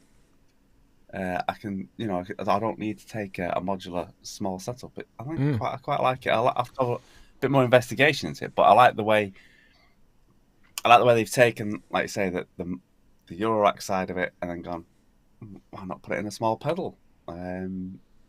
Yeah, I'm interested in it. I'm interested in it. I'm trying to find out the price. Does anyone have the price on them? Yeah, well, that you'll soon tell me, because when the price comes up, I'll have a go. Well, maybe I'm not that interested. Someone in chat let us know the price, because I couldn't just quickly, when I was doing my show setup, I couldn't find the price on this thing. It's not on their website, and I'm pretty sure it's one of the articles. So once it pops in chat, we'll know. For me, I wasn't sure about the display on it, because, okay, so hear me out, right? If you're a guitar pedal, you're a guitar player device by default. We're not saying that all guitar pedals should be used for guitarists, right? I'm not saying that, but by default, a guitar pedal is a guitar player's device. And if you're standing up with your guitar and you're looking down on the ground at your pedal on your pedal board, you are not going to see what's on that display. So that display, I kind of feel like, is something that you would have to set. For a guitarist, would have to set that, and then, forget it. It is like they've taken the display from the actual from an actual Eurorack unit, and then just literally transferred it over. A bit lazy. Yep. It's a bit lazy, isn't it? Yeah. For desktop, it'd be handy. Like you say, for you, Daren, I feel like if that was in your rig, you wouldn't have a problem with it because you'd sort of be closer to it. Your eyes would be closer to it. Yeah, exactly. But even when with glasses on. 370 was Chris is saying in chat. Thanks, Chris. 370 is the price US, so it'd be less, probably £300, I guess. Yeah. It's a pretty expensive pedal, £300. £319. Yeah. Click the Goonies to come. I mean, what's an Eventide, multi effects pedal worth? Like the H9. Oh, they don't make the H9 anymore, do they?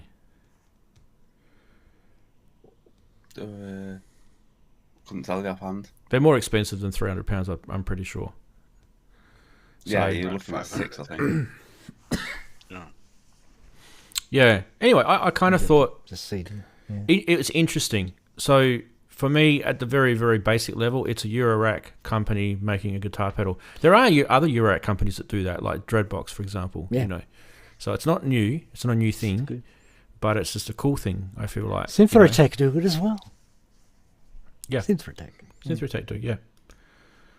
Okay. What else do we have? We have, I'm pretty sure, a Eurorack module. Yep. This one, I think a lot of people will be very interested in it, though. This is the Oneiroi. Is that how you would say it? Oneiroi? Or Oneiroi? Oneiroi? It's an I on the end, I'm pretty sure. Yeah. I would have said Oneiroi. Oneiroi? Well, it's in Olner Rolls Royce. Could be. It's a single synth voice anyway. So that might be why I sort of thought it was one as the pronunciation, because it's one voice. Anyway, it's by Befaco. We love Befaco. Let's check out their vid.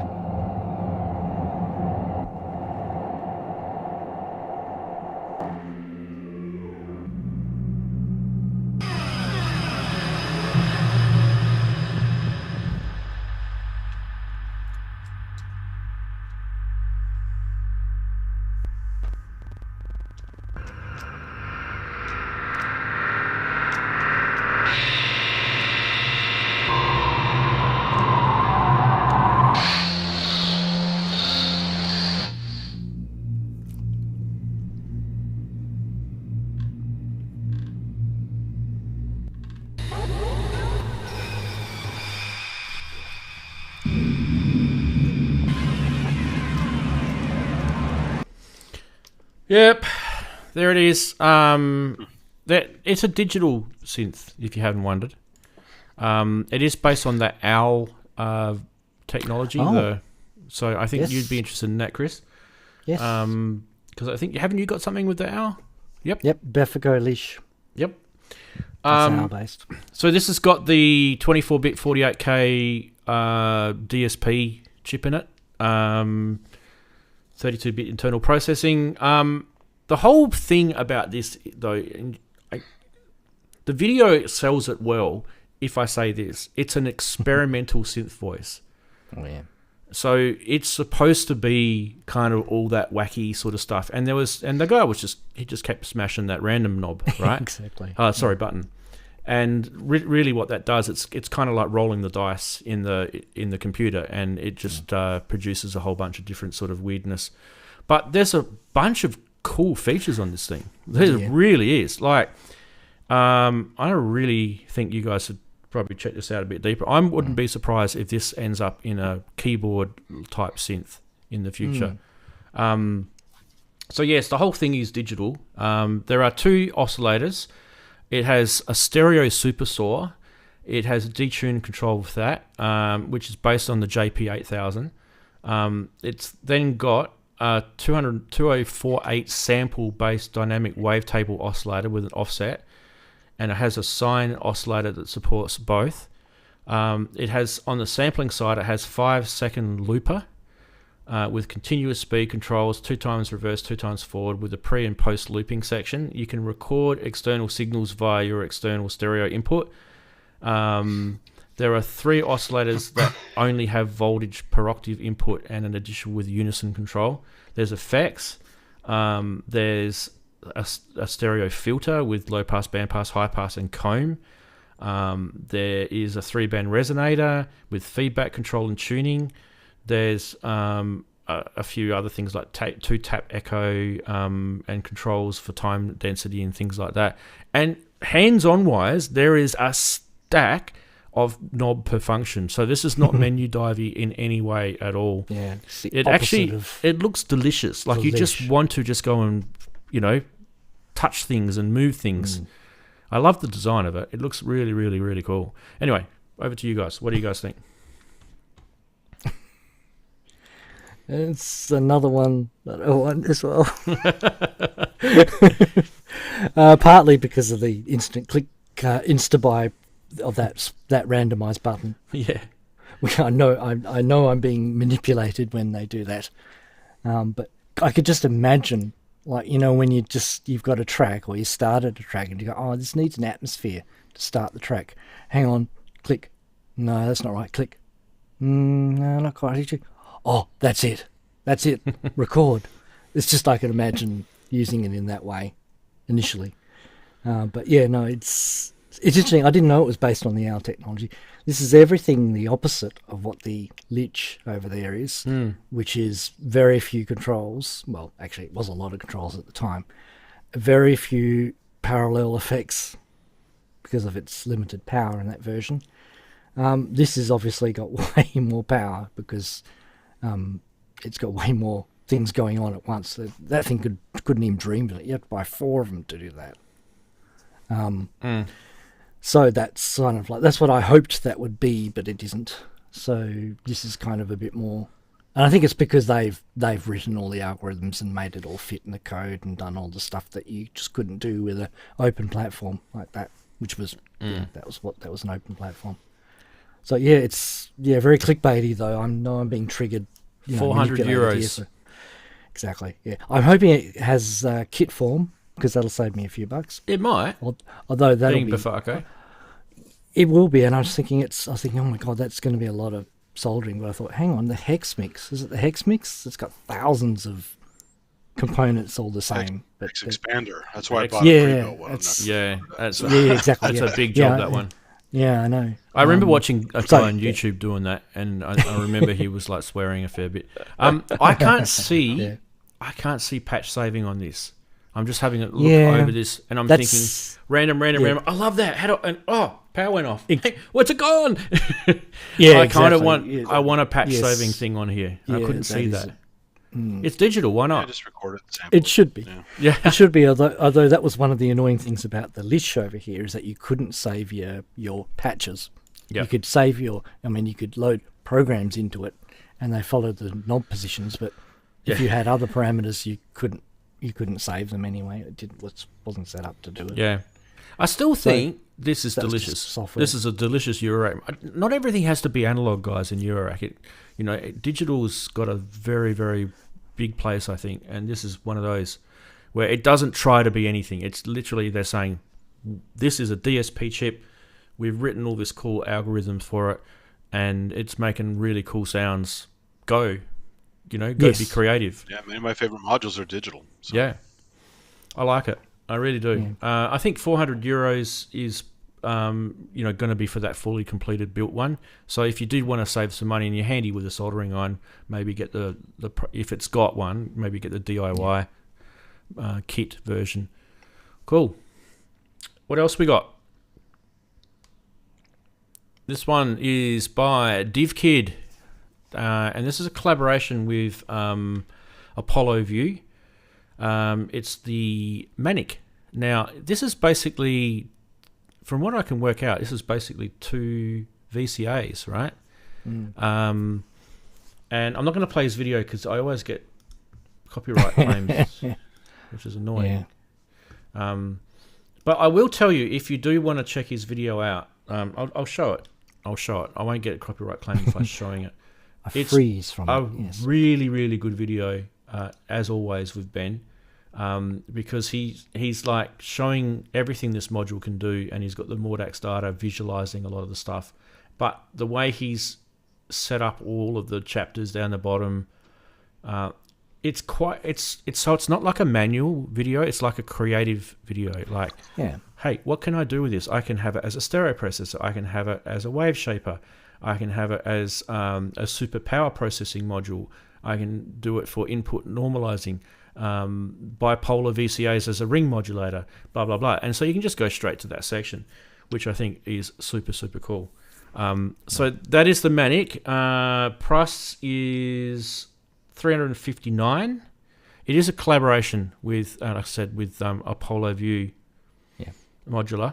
They're at Superbooth, by the way, too, so you can check it out. And I think Ben is there as well, from memory. Yep. Well, at least he was one day. Yeah, I saw a photo of him. He was there with Sonic State when they did the video. So yeah, it's good that he's getting around with Nick. All right. Yeah. What else we got? We've got this by SoundForce. They're a bunch of cool guys in the Netherlands. If you guys remember SoundForce, they've done a whole bunch of Jupiter voicing modules and Juno choruses and all sorts of stuff like that. I actually really, really like these guys. I wish I actually had their stuff. I don't have it though. But this is the Samples 2.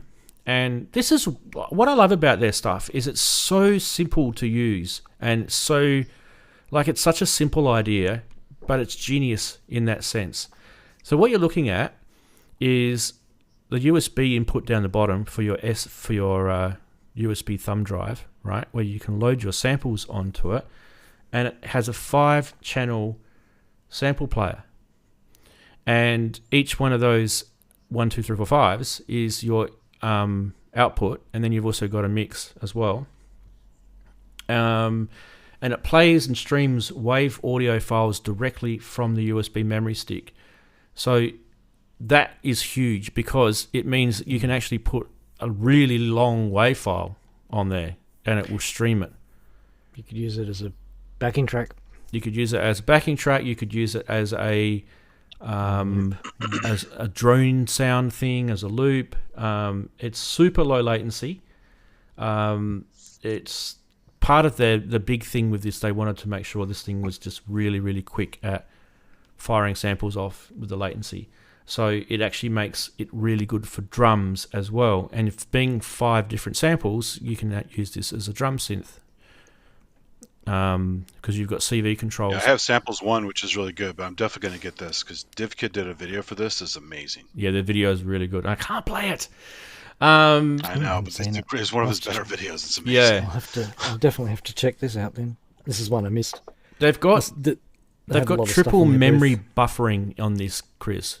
And that's what makes it really, really clever. So as soon as you plug in the drive, it's loading everything it can possibly get its hands on. Yeah. So it's ready for you. It's literally just shoving it in all the corners of memory that it's got and ready to fire off. Yes. Yep. They're talking about 0.15 milliseconds of latency. I mean, it's probably not like this. Your PC could probably do better than that, right? But for this tiny little module, it is tiny. It's, what is it, 4 HP, isn't it? It's pretty tiny. Yeah. And it's firing. Not size that counts. No, it's not size that counts. It's the opposite. First one's an size. interesting mix of drums. It's like 606, 808, 909. Yeah. Yep. It's pretty cool. Can't remember the price though. Someone find me the price, please.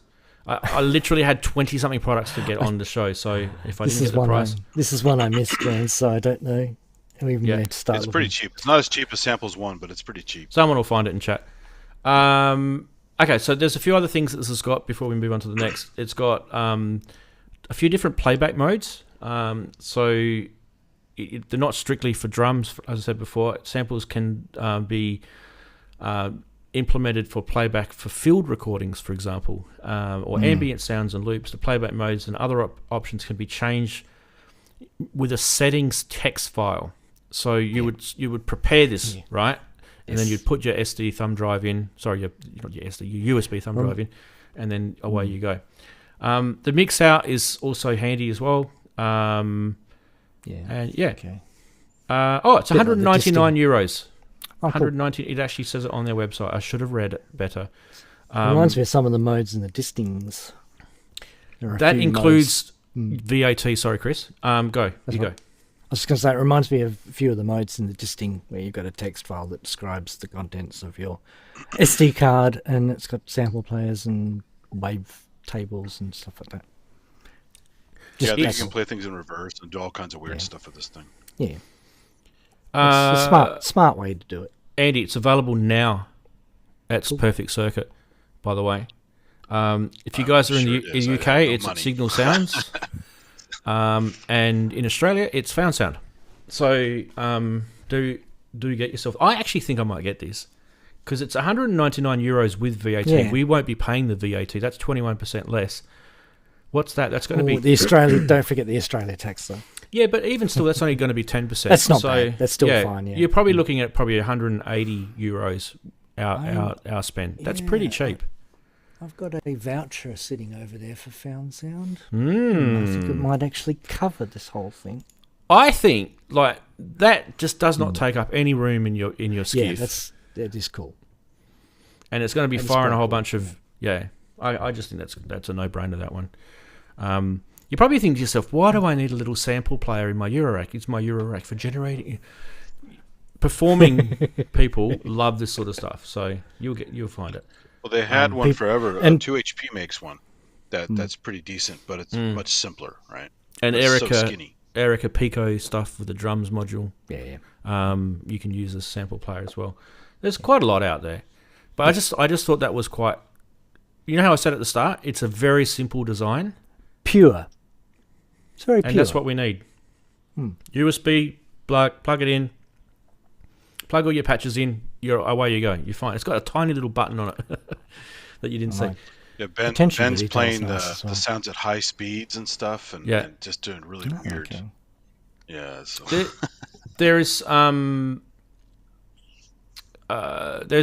modulations, controls, and I haven't gone fully into it, but there are some other things you can do with it. It's not just purely sample playing. There are some little bells and whistles to this.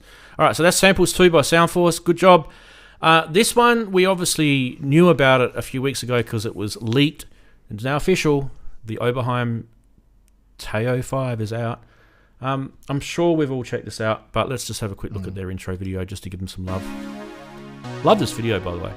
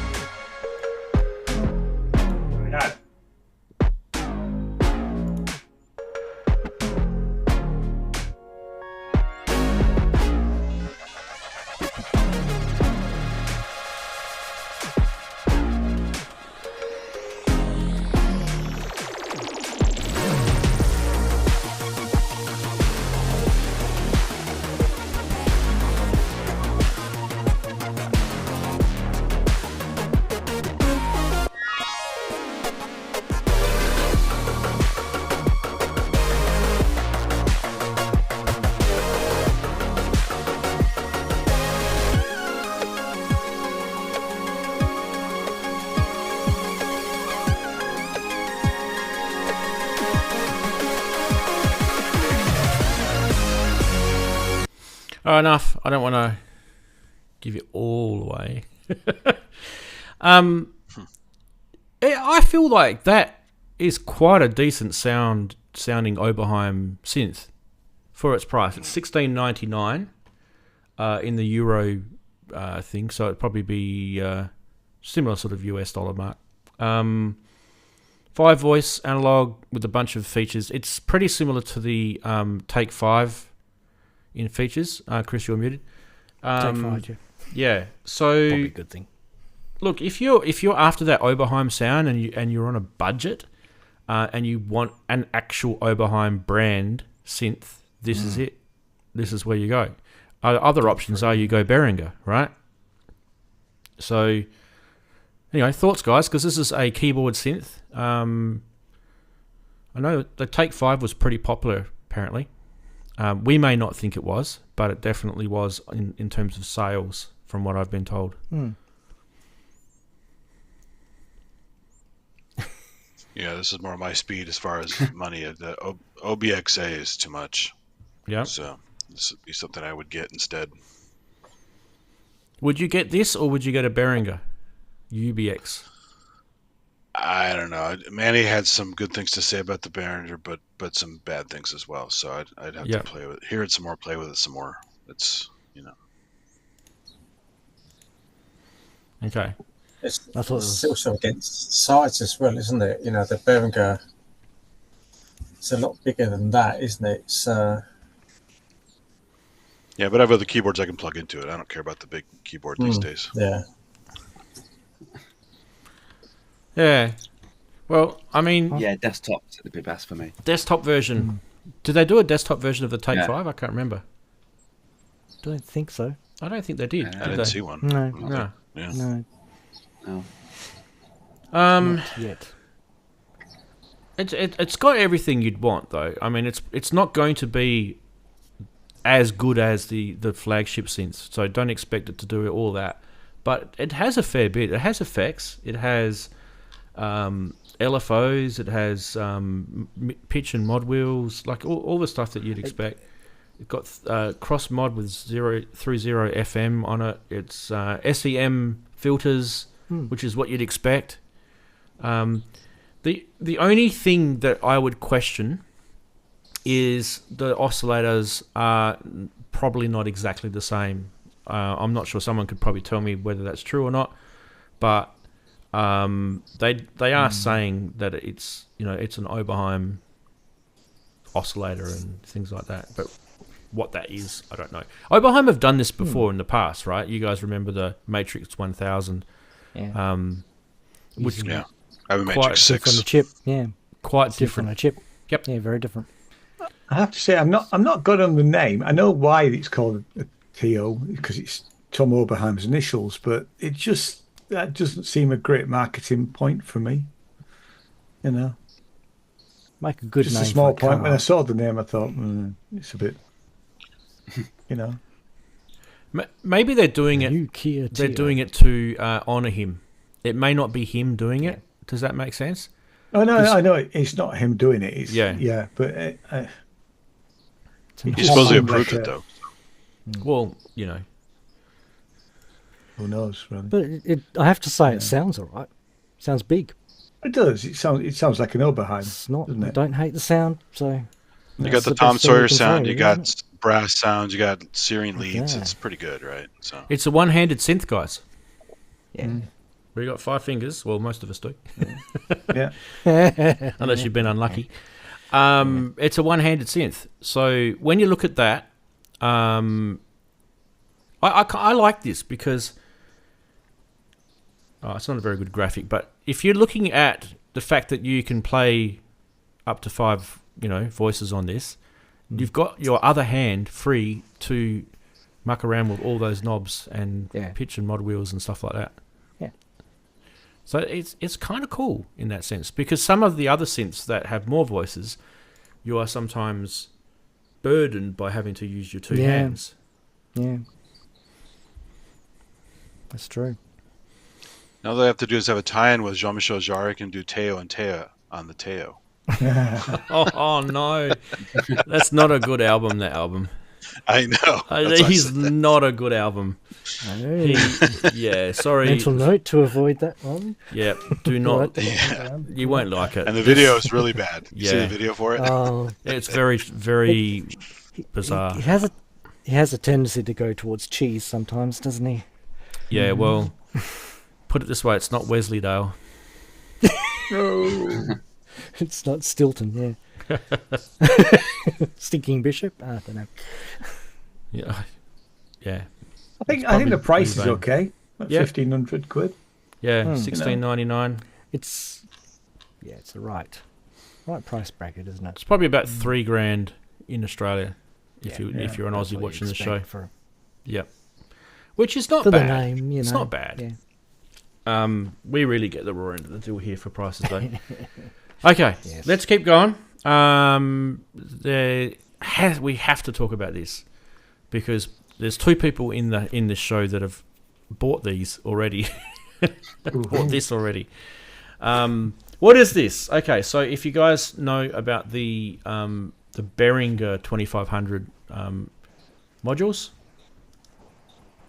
this is an oscillator mixer that goes for the 1004 Behringer oscillator. So this is a companion module, and with a little bit of DIY soldering, and it's not a lot actually, it's only a tiny bit, you will be able to... I've always wanted to actually do this, and he's done it. And the cool thing about it, this is only a £69 module. It's just probably his cheapest one ever. Cheap as anything, and it's actually a really, really cool feature. Let's have a look at his video. Good on you, Rob. Done well. The AM1004P oscillator mixer, which provides individual outputs for the Behringer 1004 VCO and a waveform mixer. The 8 HP wide AM1004P module connects to the rear of the Behringer VCO to other features of the potentiometer or P version of the ARP1004. The module has 5 individual outputs at the correct 10 volt peak to peak level and a waveform mixer with 2 outputs. The level of each waveform can be adjusted using 5 short trimmers and the output mix adjusted with a full size control knob. A small daughter board attaches to the back of the Behringer 1004 module using PCB standoffs and the original screws. 5 wires are soldered to the back of the toggle switches at the lower central position and then passed through the daughter board and soldered to the pads on the PCB. The 1004P module is an active circuit and therefore needs to be connected to Eurorack power with the included 10-way ribbon cable. The daughter board connects to the 1004P module using a supplied 6-way ribbon cable which plugs into the IDC sockets. If you want to place the mixer further away from the VCO, then just ask for a longer cable. Let's take a look at the waveform mixing and hear what it sounds like with no effects or filters.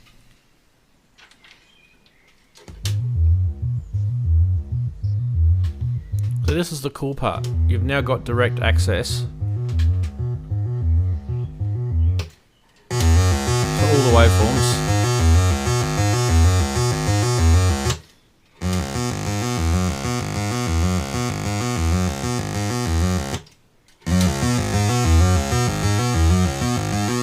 I'm going to pause it there for a sec. So you guys are knowing that this module here is the one we're talking about, the Behringer module, right?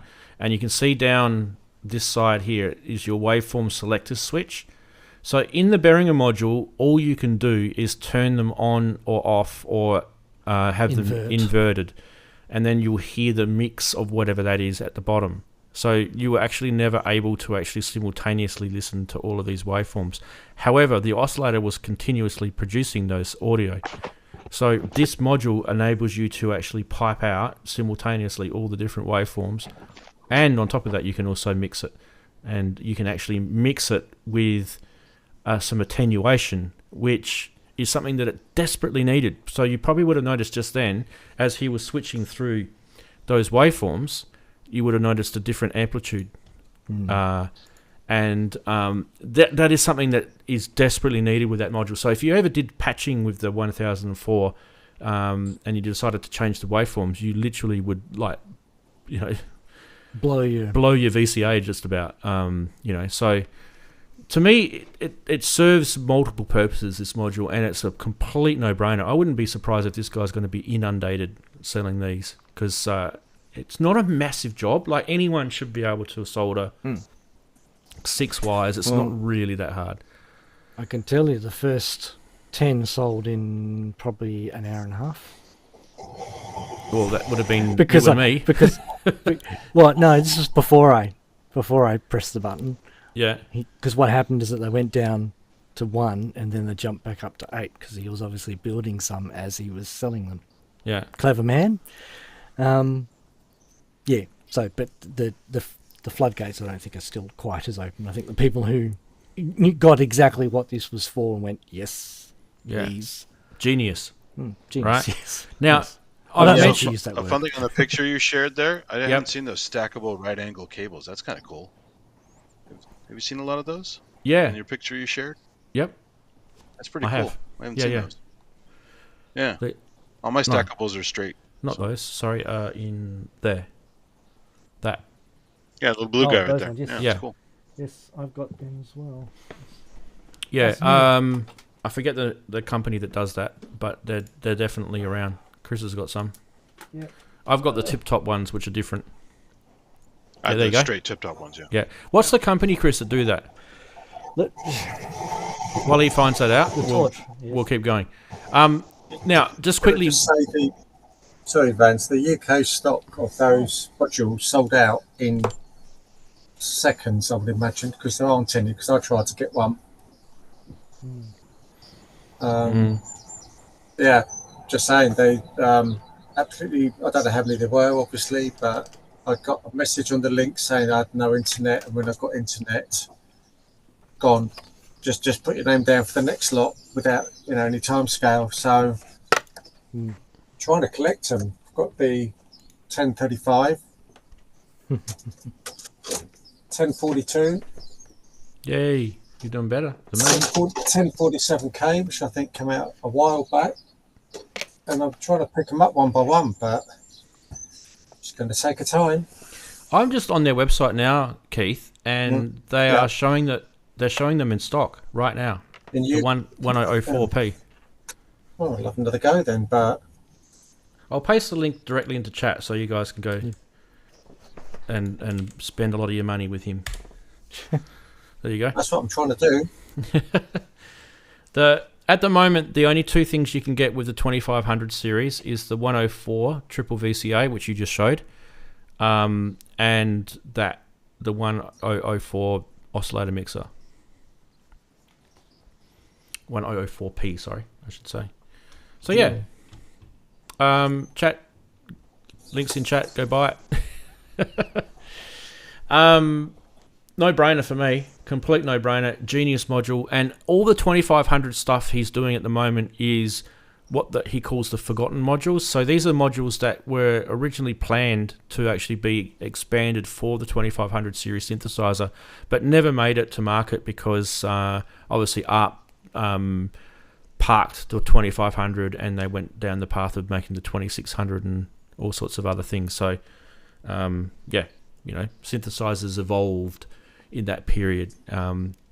So he's managed, go watch that video where he shows how he's interested in doing all this stuff, because it's really, I feel it's really interesting. That was a Tendrils cable, by the way. Tendrils. Yeah. So it was the same. Tendrils, it's their latest cable, the stacker. I see, okay. Yeah. With the double STA-KKAS. Now, the cool thing about that particular module is that if you've gone and spent hardly any money on the Behringer modules, because they're pretty inexpensive, it's not expensive for him to produce that, and it's quite an inexpensive addition to that. I feel like most people, it's a no-brainer. Right. Next is this. This is the ResonantEQ by Erica Synths. So this whole resonating stuff is kind of cool right now, isn't it? Yeah. Daren, I reckon you'd like the look of this module. Lots of pretty lights and things like that on it. Anyway, what this is actually lights, yeah. a resonating. Resonating stuff, I've got a bit of a thing. Well, okay. I was talking to someone about this the other day. EQs are basically a whole bunch of low pass and / different types of filters, right? So EQs on your mixer are basically filters. How cool is it to have a filter? Sorry, how cool it would be to have an EQ and add resonance to it? Well, that's pretty much what this is. So this is a 20 HP module. It's a hybrid 10-band resonant equalizer. And I don't have any audio or anything for this because I am really, really dying to hear this. Okay. I kind of felt like a video. I'll have to go and find it for you. Oh, if you can find it and it's not I DivKid don't or know if I anything can like find that. it now, and it probably was copyrightable. I wouldn't vouch for it going on the show. Yeah, But I'll send it to you on Discord if I find it again. Bear in mind too, I had like literally 5 minutes to put the show together with 20 products. It would have been a Sonic State video.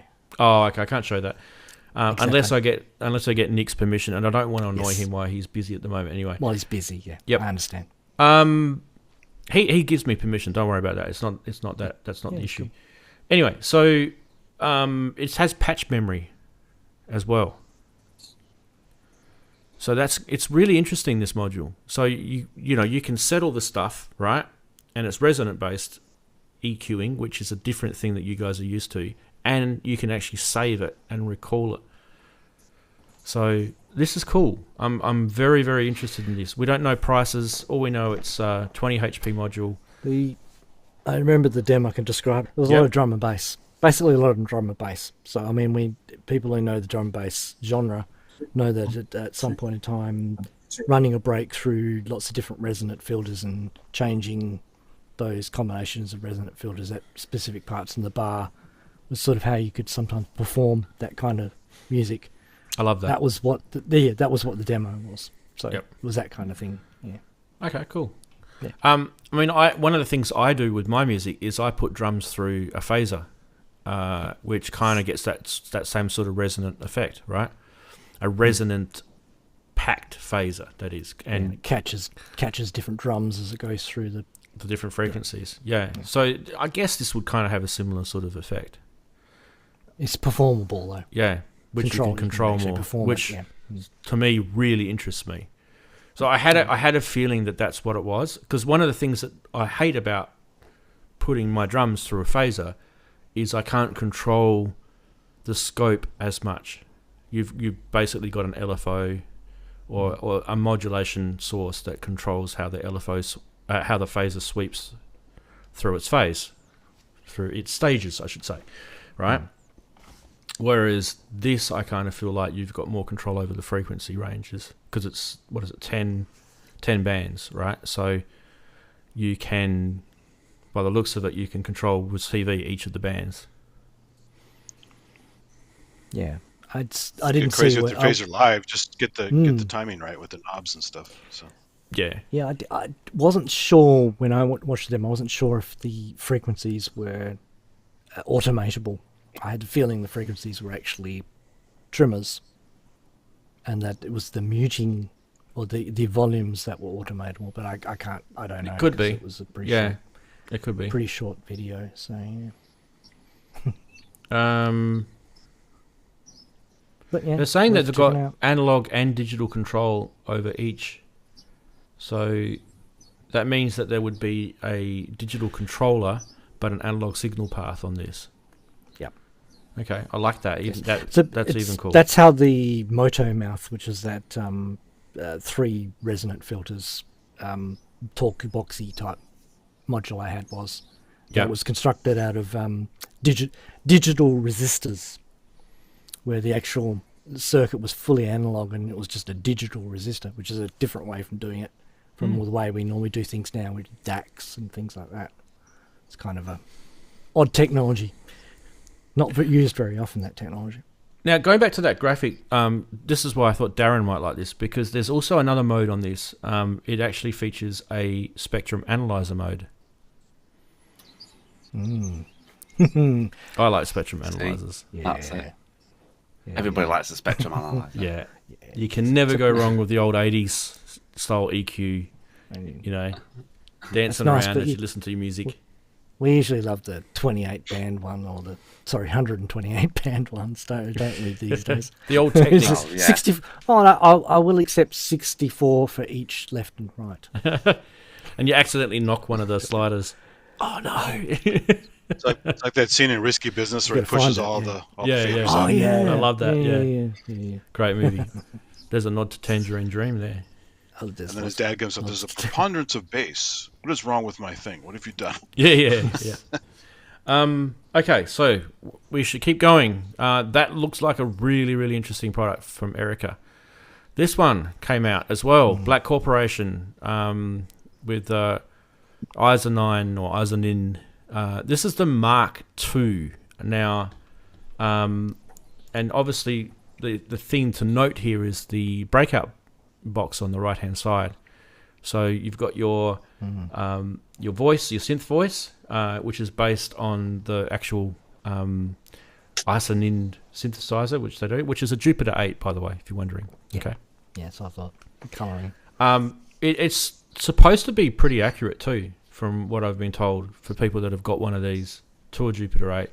But this module is a single voice. It includes 2 VCOs and all the modulation features. It's a single synth voice, but the breakout was something that I was criticizing them when they first brought the... Yeah, because it had very little, didn't it? It had very, very little controls on it. So they must have listened. And I'm sure that wasn't just to me. I'm sure there was other people that would have said the same thing.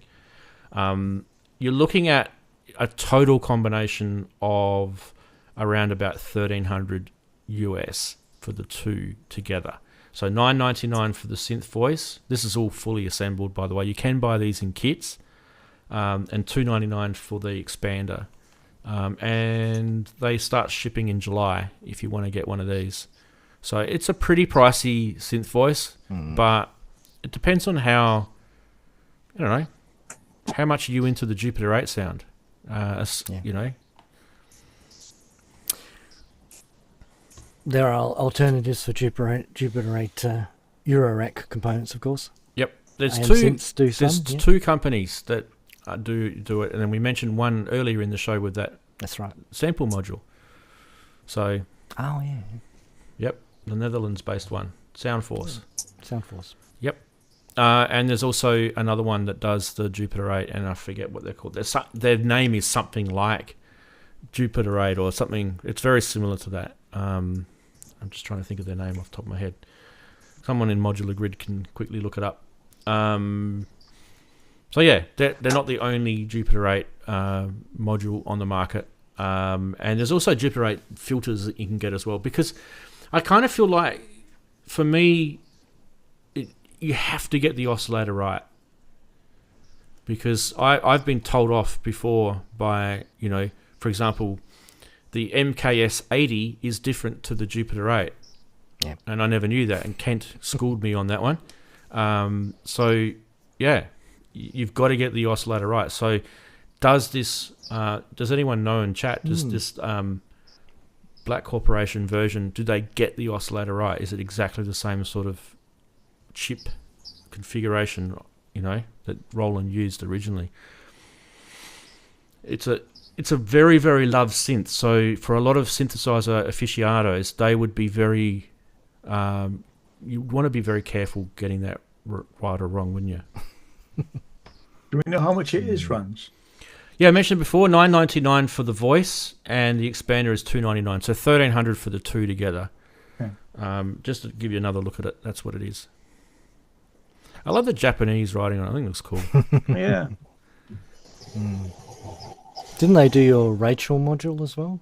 Yeah, I've got one of their modules. Yeah, I love that. I'm actually thinking about getting their CS80 voice, because it's actually pretty inexpensive as well. Yeah. Because I do love the Seesaw as a... Yes. Yeah. It's a pretty expensive way to get a Seesaw, to be fair. I could probably just make it another way. But it is actually a glitch in the way the saw was made. The saw waveform was made. And they've got that pretty accurate, I believe. I've looked at it on my oscilloscope. It looks beautiful. Looks like a seesaw. If you're wondering what a seesaw is, it's kind of like a normal sawtooth waveform with its kind of squashed bit at the top. So instead of it going, you'd see sharp. You'd see it. Sorry, where am I going? That way, right? It would squash at the top as opposed to that. I'm trying to get that side straight. Okay. It's more acute. There we go. So it squashes at the top, and it's got this little sort of peak, and that little peak creates a bit of harmonic biting into the filter as it goes through, and all these little things, which Chris is finding out when he's with his Cobol clone. because that if yes, they've done those oscillators correctly, you should find it really interesting. There are definitely odd points in the waveform. Yep. Wigoo's given you some stuff, Keith, to look at. I see that. Yeah, it's great. It's the three little letters and all that Japanese. Yep. Yes. Yeah. Can you read it? It is a wonderfully efficient. Google Translate says it's Imonin instead of ISA 9. Google Translate freaks out on it. So. Yeah, ISA 9 is probably what you want to go for. But I think Wigoo corrected me on that a couple of years ago. I don't know if we're not pronouncing that correct. And he'll probably kill me because I haven't said it correctly. Again. Spell it phonetically, please. Yeah.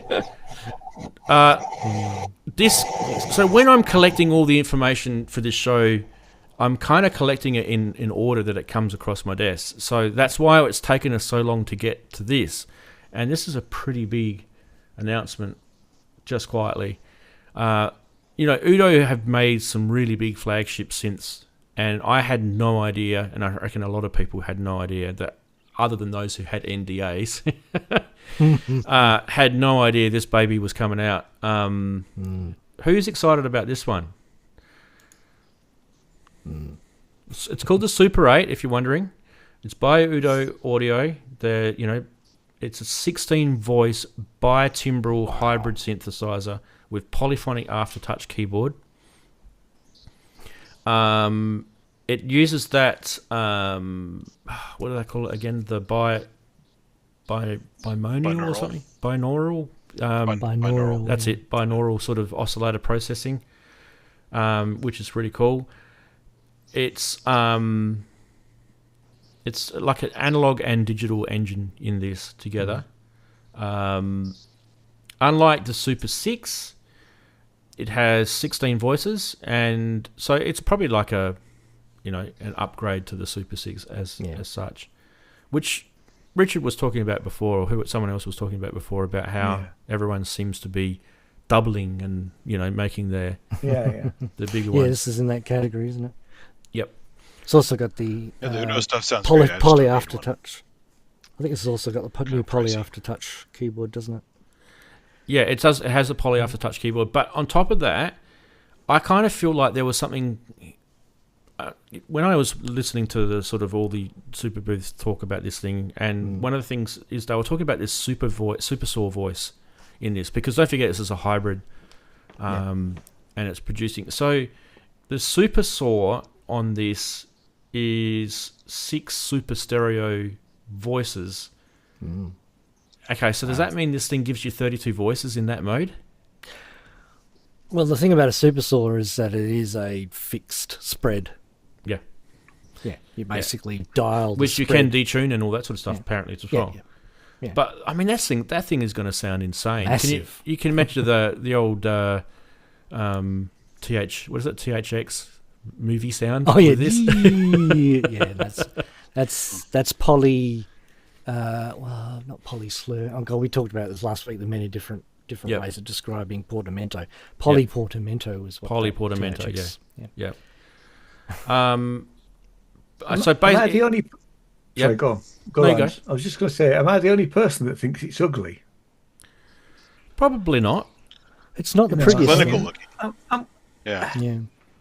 I'm quite. I mean, I think UDO are they're a good British company. I'm glad they're making synthesizers. And this is obviously between the Gemini and the 6, isn't it? It's sort of in the middle. I kind of feel this is more the 6 expanded. Yeah, it's not. Not really the Gemini. I mean, Rob just said Rob Puricelli just said, "Why does it exist?" I sort of with him on that. I mean, I don't like the look of it. I have to say, I think it is ugly. But yeah, I'm a bit not sure. I mean, to be fair, I don't even know the keyboard synth. £3,000, by the way, Ian. Yeah, I know it's not cheap. Yeah, it seems to look cheaper than it actually is. Yeah, exactly. Yeah. Oh, these things are built like the proverbial. I'm not saying they're not built. Brick. They're Dunny at the back. They're built brilliantly. It's just that it gives that impression. It just looks like Ian says. It just, I don't know. It doesn't look. I mean, maybe it's the. I mean, this sort of looks a bit like a render because the keyboard looks short but it could be just the angle we're looking at.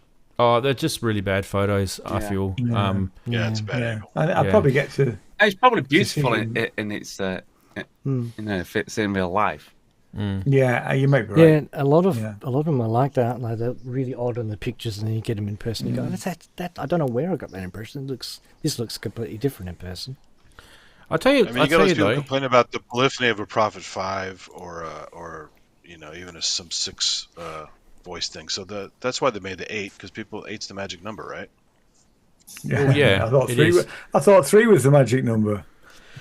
For a long while with Roland, it was 4. I'm a big fan. You guys know this. Really I'm a picky big people, fan of FPGA oscillators through analog filters. I'm a massive fan of it because lots of reasons, right? But I mean, I own a Novation Peak, and that's what that synthesizer is throughout. If I had the spare cash, I would be getting one of the UDO synths, definitely. Because I think they make really, really, really, really good virtual analog / hybrid type synthesizers. It for me, I would get it over. Probably, I would get it over the Waldorf Quantum. So where would you place it against the Arturia Polybrute 12?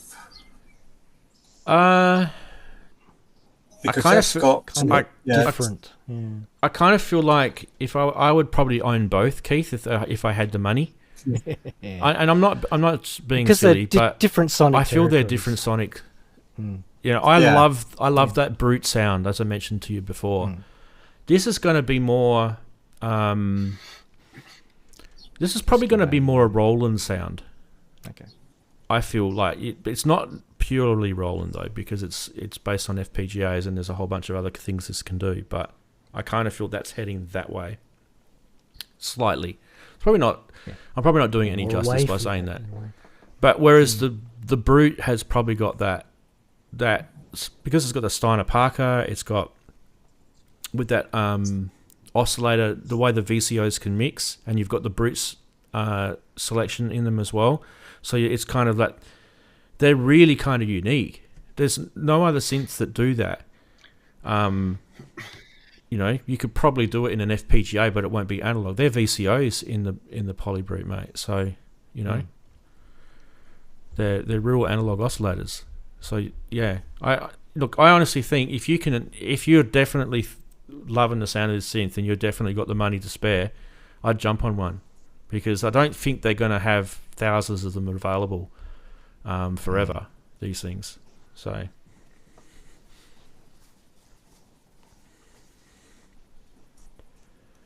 And like you said, you've got to remember there'll always be something better, or not better, but there'll always be something more that you want once you bought it anyway. So you've just got to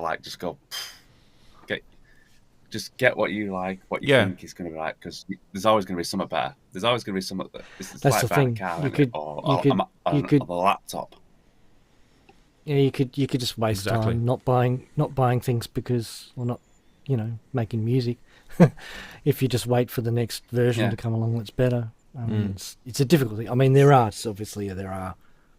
pitfalls along the way where you can, buy a complete dud, but I mean, few and far between, really. Like I said, especially nowadays. But if you're really into that, it's like you're always going to have that point where you've bought your bit of kit, whatever it happens to be, and then a year down the line you go, oh, look at that. But it's always going to happen, so you shouldn't look at that. You should just look what you get. That's what you love, and forget whatever happens after that. Unless you've got lots of money, and then it doesn't really matter. Yes, we know a few people. Well, you could do what Richard suggested, like right? Richard suggested to get wait for the Polybrutes to come down in price, and then get a Rolly Seaboard with it, and then you've got all that sort of MPE. If you're into the Rolly Seaboard, if you're into that, yeah. I love the Seaboard, but most people hate it, so I understand why. I didn't like it. Dead flesh. Playing a wetsuit. Dead flesh. Yeah. That's exactly why it's so great. Look, I'm wearing the shirt. Right? It's not an instrument. Yeah. Great shirt. Good shirt. Yeah. Now, All right. I think that's why Kent's going back to his Rolly and wanted to ditch the Osmos. I thought the Osmos. I played the Osmos at Gearfest last year, and I thought it was okay, but it didn't blow me away. And there is that slight issue of the key going underneath the next key to it, which I thought was very strange. I've never had that happen though. Yeah, that's weird. Yeah, because Ty mentioned that, didn't he? And I knew exactly what he meant when he played it, and I played it. Yeah. I guess if you're really aggressive, you could do that, but Yeah, I mean, the instrument isn't good for chords, but the Osmos was much better for chord work. If you went to play, MPE chord work. In the chat, it'll update in a sec. Kosh Dukai mentions the Polybrute 6 doesn't support the full touch modes, so that might be something to consider if you guys are looking at that. Right. I do want to keep going because there's more. There's Polyend Tracker Plus. Oh! Speaking of things that are getting superseded. Some things I'm trying to sell. That we might already own, yes. Look, I don't know. I don't really know what to say about this. Other than, yay, it's really cool, well done. Like, it's not. It's okay, so for those of us who own a Polyend Tracker, will probably be thinking to themselves, okay, damn. This, mind you, this has been out for 4 years, the Polyend Tracker, and this Polyend Tracker Plus is definitely an update on the hardware. It's not just an update on the software. So there's a hardware update internally, like processor hardware. Because they would not be able to do this on the processor that is in the ones that we've got. So that's right. Yeah. The big thing with this is it's stereo sampling now. It's got double the amount of tracks. So this is another one of those double the voices, double the tracks. Here we are again. We should rename the show. Like, it's the double show. Double bubble. The double. You call it not Superbooth. We call it double booth. I kind of feel like this is going to polarize a few people. People that have got the Polyend Tracker will probably think, you buggers, it's $799 for one of these. But you've got to stop and think to yourself, do you really need stereo sampling? Do you really need that? Do you really need the 16 tracks? Some people will probably go, yeah, I want more tracks. Mate, the trackers, when they came out on those old 16 and 8-bit computers, they didn't have 16 tracks and stereo sampling. So you got to remember, what is this product aimed at? What they're trying to do is they're trying to make the tracker platform more in concert with today. That's what they're trying to do. With someone who wants all these extra things, they want stereo sampling, they want extra tracks, they want MIDI control, they want this to be the brain centerpiece of their whole system. It's wishful thinking. They're kind of moving with their audience, aren't they? Their audience. They got a lot of competition in the space. Yeah. They do. They got a lot of competition. To retain those people in their sort of family, they needed to do this. Yeah. I'm not going to dish them because I still think the tracker, the original tracker, which I've got sitting right in front of me here, was quite a genius product when it first came out. In the sense that they developed it with respect to the Commodore Amiga platform. They gave it sort of the rattly keys of the Amiga. They gave it a really big screen, so because they saw Daren and they knew he needed a big screen. Yes. Have you seen the size of? You can change you guys, the flow. It's massive. I'm not joking. Side as well. Where Daren is sitting right now, if you spun his camera around and had a look at the size of the screen in his studio, you would. It's enormous. You would actually understand what we're talking about. You don't need to do that, Daren. And there's two. Yeah. There's two. Polyend also adds side scrolling, not just vertical, so it's not just like an old tracker. Well, the first version's got that. Right? Polyend, not the Plus, but the first version actually has that. If you do the firmware updates, yeah.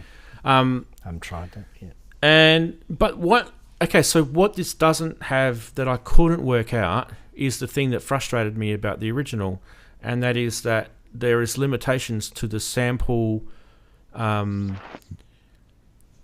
manipulation on each of the, the track, when you put them into each of the tracks. The way trackers work is you can put a different sample in each little, what would you call it? Yeah. Each segment slot of the track, each slot, right? Slot. Yeah. There's limitations with that, and I don't know if they've updated that.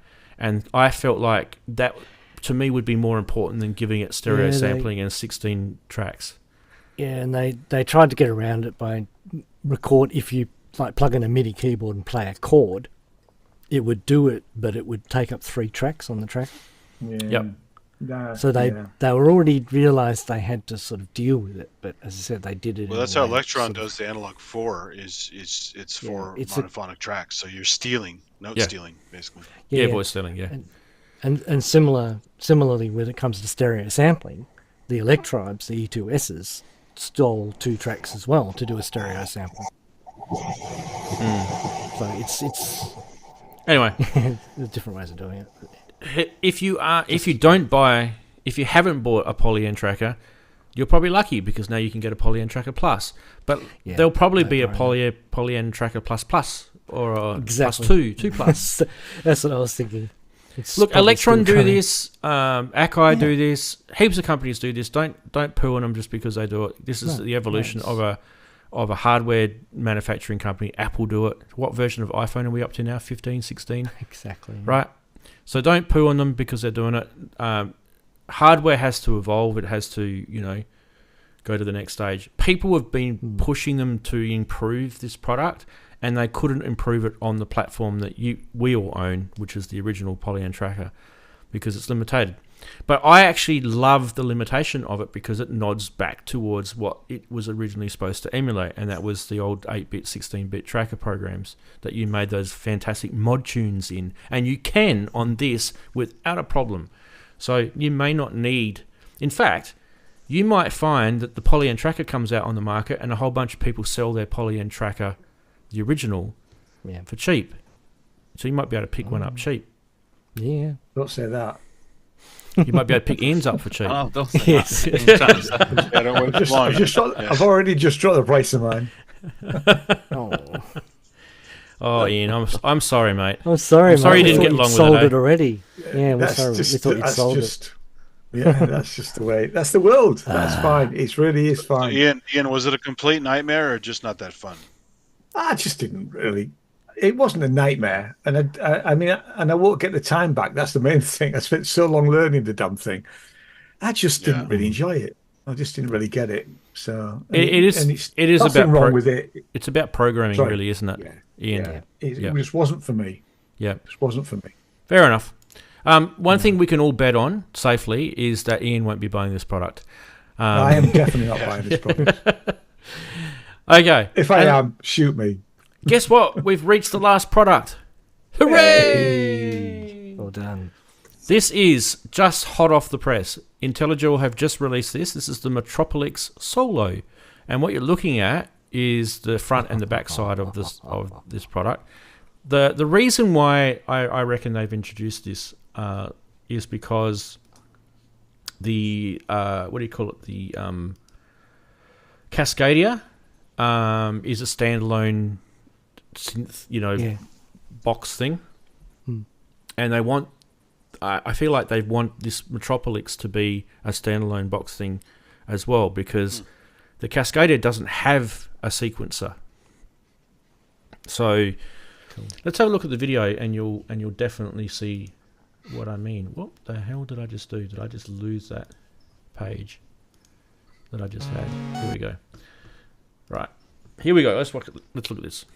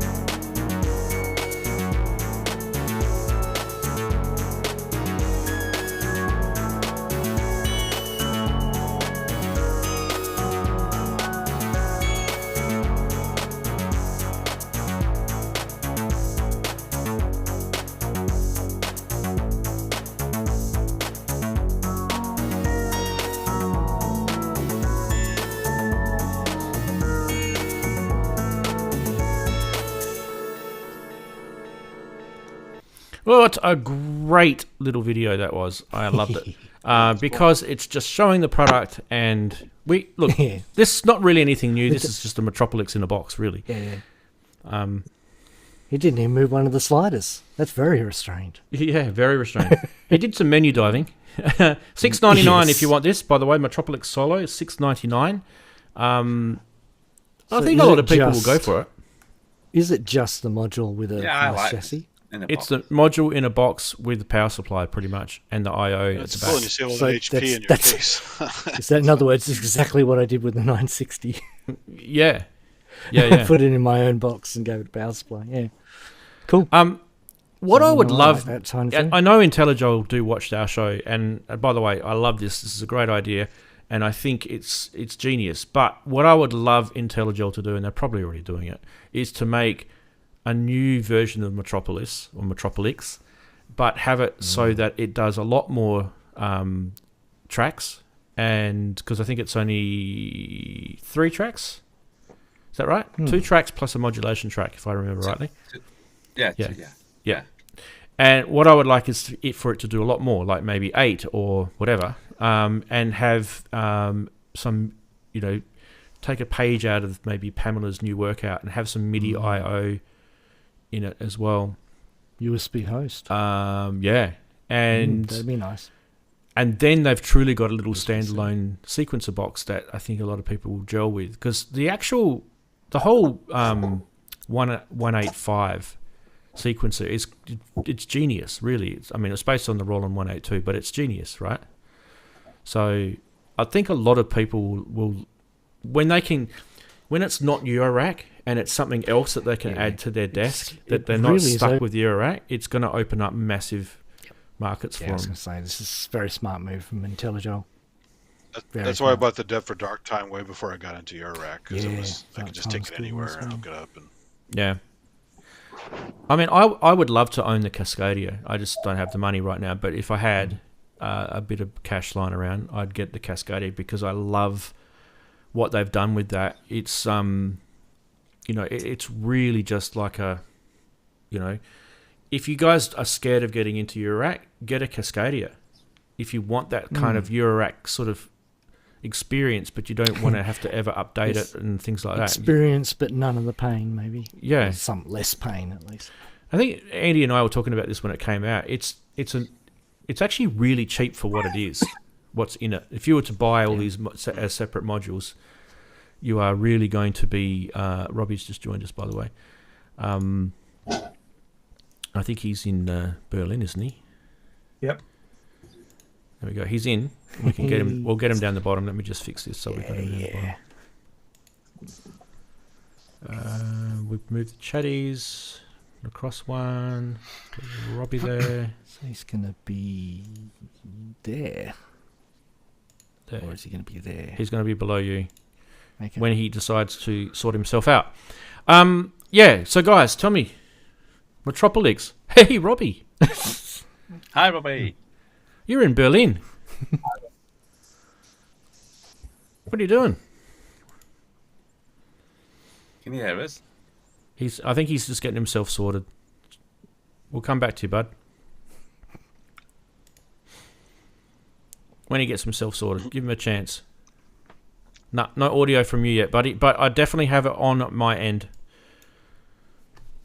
Keep tinkering. Oh, there we go. Cool. Beautiful. Audio professionals for the win. Hey. How How are you, mate? As you say in your part of the world, I'm tuckered, mate. I'm tuckered. Yeah, you would be. Big week. Yeah, 3 days of a lot of walking and a lot of hugging and talking and playing with wonderful, wonderful toys. It's been a really, really good Superbooth. Maybe not as exciting as last year. I don't know why. There's a general feeling, consensus that it just lacked a little edge. But other than that, no, brilliant. Absolutely brilliant. Do you think it might have been, Robbie, because there was really a big emphasis I felt this year, just watching the videos and watching everyone talk. It was more sort of Eurorack. Like it was a win for Eurorack, I felt, than anything else. I think that is a valid point. The more I think about it, there was a lot of not just Eurorack, but alternative items. Yep. Things from the first Love FM, which I thought was dead cute and very exciting.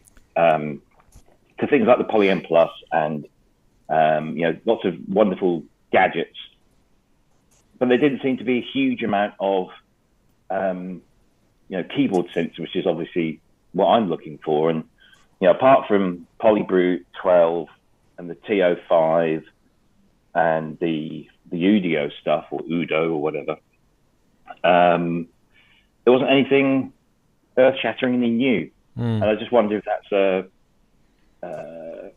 an indication that as we've come out of COVID, the world has just shifted to just announcing things on the internet or leaking things on the internet deliberately or otherwise. That it kind of pulls from the surprise value. So I went upstairs to Sequential, Oberheim, Yamaha, and they, apart from the TEO-5, they had nothing new. It was the same as last year. And I wasn't blown away by the TEO-5. I like it. It's the Oberheim sound for £1,500. I mean, why not? But no, yeah, it was definitely a big Eurorack thing, and I shot a load of footage today, just me walking around, no interviews, no chatting, just hopefully to give everyone an idea of what was there and who was there, and try to get as much in as I possibly could. And the more I think about it, it was virtually all Eurorack, and some of it was great. I have to say, some of the stuff it does, when it's used well, it sounds great. So Erica's synth room was banging all weekend, all 3 days, absolutely banging. Yeah, it looked well frequented. I thought that particular room. I thought that TEO-5, I'm going to call it Teo. I don't care if it's wrong. I'll butcher any pronunciation anyway. Where's Brooksy? I kind of felt like it. Is it just me? It's really Matrix 1000. I just kind of feel like it's that again. Because do you remember we went through the evolution of the Oberheim synths, and then they got to the Matrix 1000, and everyone kind of went, I lived through that, so I know how that felt. It sounds better than the Matrix 1000 because that can't do that famous Tom Sawyer sweepy sound. The Matrix can't do that. Yeah. So. Yeah, it's definitely got that classic Oberheim analog sound, and if you want that, and you can't stump up for the OBX8, this is a great way of doing it. Fair enough. Awesome. And so overall, what was probably the thing that really stood out to you? I mean, it's got to be one thing or maybe two things. What do you think it would have been? You honestly have to ask me that question. I want you to say the Polybrute 12. Okay. So my personal views aside, and that was and is an incredible synthesizer, and it's one that you have to play to fully appreciate. A bit like anything that where the difference is physical, you've got to give it a go. But everyone that came off that stand was just saying how amazing it was. I couldn't get Carl Bedford off the damn thing. He was so he was so sold on it. No, it was just is a stunning piece of engineering. So I highly recommend that. But I thought the UDO stuff was very good. I'm still not convinced as to why the Super 8 exists, because so it's not a little more, but for not too much more, you can get a Gemini. And if George is planning to do an upgrade for the Super 8 to make it 20 voice, then if you're going to buy a Super 8 and then get the upgrade, you're still not getting the ribbon controller and the extra set of controls. And unfortunately, George was either busy or not there every time I went over to, because he's over in the what they call the bungalow Dorf. So it's a bit of a trek from the main site to go and see him. And so I didn't get to ask him, and I haven't watched any of the other videos yet, just haven't had the chance. But I'd like to know what his thinking is behind that, because a lot of us didn't quite get it. Although saying that, it's a lovely synth. It plays lovely. It looks gorgeous. I know Ian is not a lover of the style, but it does have that kind of Roland aesthetic that we're all kind of familiar with.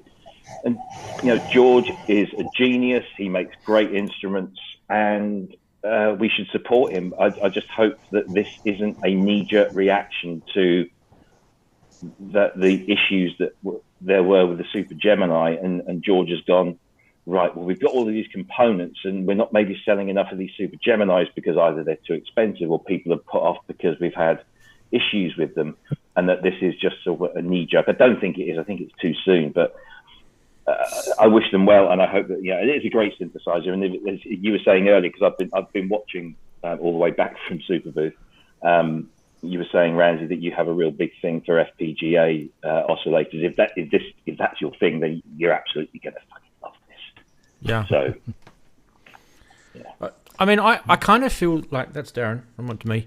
I kind of feel like this is a Super 6 upgrade. That's kind of how I feel this is. So I don't feel I don't think it's related to the Gemini as such. I feel that's more like because a lot of people said that the Super 6 was kind of limited because it didn't have as many voices and all that sort of stuff. So I don't know. That's just my gut I like the Poly Aftertouch kit. The Poly Aftertouch kit is a nice thought. Yeah, you can upgrade your user UDO installable. 6 to Poly Aftertouch by just purchasing the keyboard, and you take the old one out and put the new one in. It's good. Good move, that. Yeah, definitely. I mean, geez, there was a lot of products that came out though. I mean, Superbooth. It was just like I actually had to stop. I got to 20 something, and I just went, okay, no more. I have a list of another 5 or 6 that you haven't even mentioned, Rance. Put it that way. And there's guys in the chat who are like saying, Rance, what about this? Rance, what about that? Yeah, exactly. And I'm like, sorry, I just can't show everything. We can definitely show it next week. There's no doubt about it. Round 2. Yeah. Well, we did that last year. We've been run off our feet. Yeah, We've been run off our feet at Gear News because we get all the press releases in advance, and so we all, like 3 of us were here this week, and so we had to write everything up. I was writing stuff up right up until Tuesday night to make sure it got published, on the days of release. It's crazy. It was crazy. So I'm looking forward to a bit of a break. But there isn't going to be one because there's something new coming next week that I can't talk about. But and the other highlight to me, I've just got to say this: Lisa Belladonna. I'm madly in love. I want to marry her. She is the most incredible musician I have heard in such a very long time. She gives amazing hugs. She told me I smelled nice twice, and she kissed me. Stick a fork in me. I'm done. Just don't tell your wife, mate. Who? Yeah, what wife? So this is your second Superbooth, right, Robbie, from memory? Yeah. Yeah. Mm-hmm. And correct. so you felt this last year was probably because it was your first. A lot of people say that as well. Actually, they say the first is always the best. Yeah, that could be a very valid point. Yeah. Henrik was on earlier, and I've actually been watching his little snippet videos that he's been slowly releasing out. And he did one video where he was talking about his feelings, like probably from the first day, and I like that because it's kind of more. It was less about synths, but more about the personal aspects of a synth guy going to Superbooth, and it's about the vibe. The vibe, yeah. It was nice. Was that the one where he also said that everybody had bad breath? That was the one, and he's putting a mitt in his mouth. Yes. I spoke to Henrik earlier that day, and I'm going, is it me? You're paranoid now who it is. Yes, I am. Mission accomplished then. Well, I mean, the place is full of a lot of middle-aged men, and a lot of middle-aged men probably need to have a mint in their mouth, to be fair. That's what's great about COVID. You wear a mask, you don't smell anyone's breath. It was great. Yeah. So. Absolutely. There you go. Always have those. Yeah. Yeah, we have the same thing over here, but it's called Eclipse. See, if I was going to get a snog with Lisa Belladonna, I wasn't going to do it with bad breath. Oh, you'll never hear the end of it, mate. Because Henry could be on the phone. Robbie, what was I saying?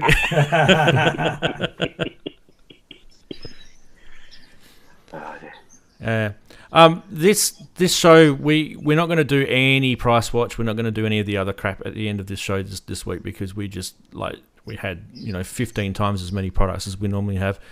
So I think we'll just chew the fat now for the rest of the show, eh? Why not? Cool. Robbie, when are you heading back to the UK? Are you heading back tomorrow? Yeah, tomorrow afternoon. So I'm going to have I'm going out for dinner with Mike Metley tonight. So wish me luck. Oh, bloody hell! That'd be a big night. I've been out with Mike every night this week. Yeah, fair enough. At least you can rest your voice. Yeah, quite. Thing is, I'll end up paying the bill just to shut him up. So me and Mike. It's just me and Mike tonight. He wanted just some alone time, so I'm going to give him that. But I fly back tomorrow afternoon, so have a nice lazy morning tomorrow, and then just get an Uber to the airport and open the boxes that are waiting for me at home. Yeah. Wow. That'll be interesting. Yeah. Me toys. Well, from our point of view, we're going to make Robbie, not you, Robbie, but the Robbie from AMSynths very rich, I think, after the show today, because he needs some love, that guy. He's been doing some really, really good stuff in the world of modular. So, was he there? I think AMSynths were there, weren't they? They were there. I don't know whether he was there. He must have been, I suppose. But I did bump into Richard Nickel from Pittsburgh, who is as nice as he comes across on things like Sonic State. He's a really, really, really lovely guy. Yeah. And he's doing, him and his guys are doing some amazing work. I had a listen to the Tiger and the new Voltage modular. Voltage Lab. What's it called again? Voltage Lab. Voltage Lab 2. That's it, Voltage. I keep trying to say Voltage modular because it's that Cherry Audio thing. That's very nice. He was really good. I kind of feel Pittsburgh just makes stuff for themselves, and because they're so genius at doing these things, they make something for themselves, and they go, "This is actually pretty cool. We'll sell that," and the world is like, "Yes." Yeah. That's a nice way to be. It looks nice. It has a visual appeal to it as well. Yeah. I think it's nice. The layout is very appealing. It's an intuitive design. Yeah. Well, they're collabing now with Create Audio, and those guys, they make the nifty keys, nifty case. There's some really good products. So that you've got two really powerful sort of people helping each other out there. So you can't go wrong with that. Indeed.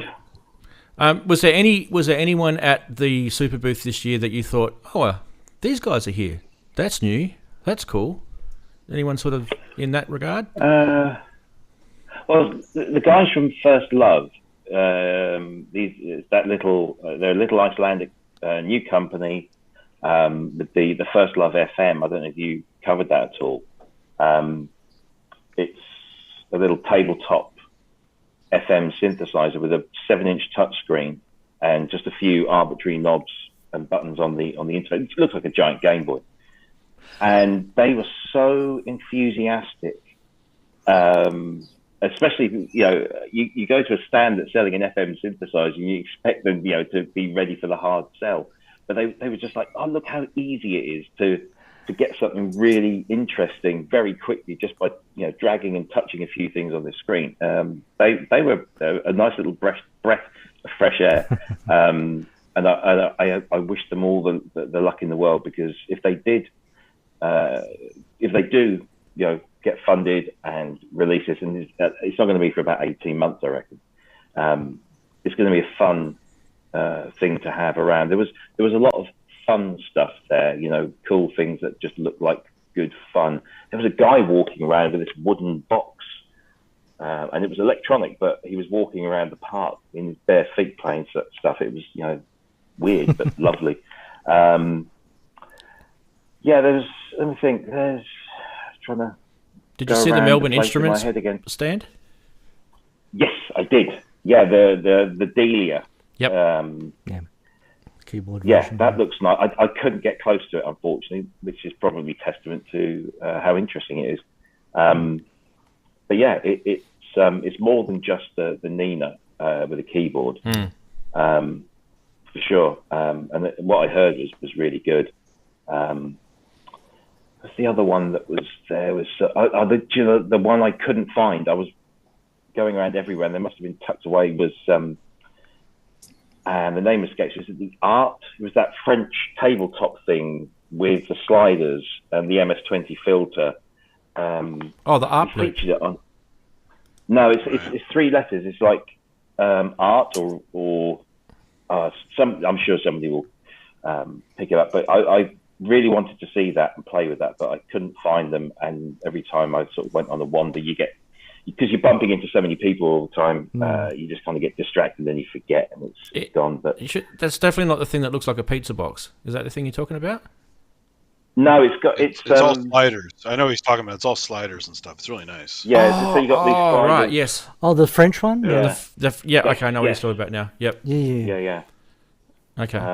So yeah, it has I pegs couldn't in it find too. it, You and can put little pins in there. Yeah.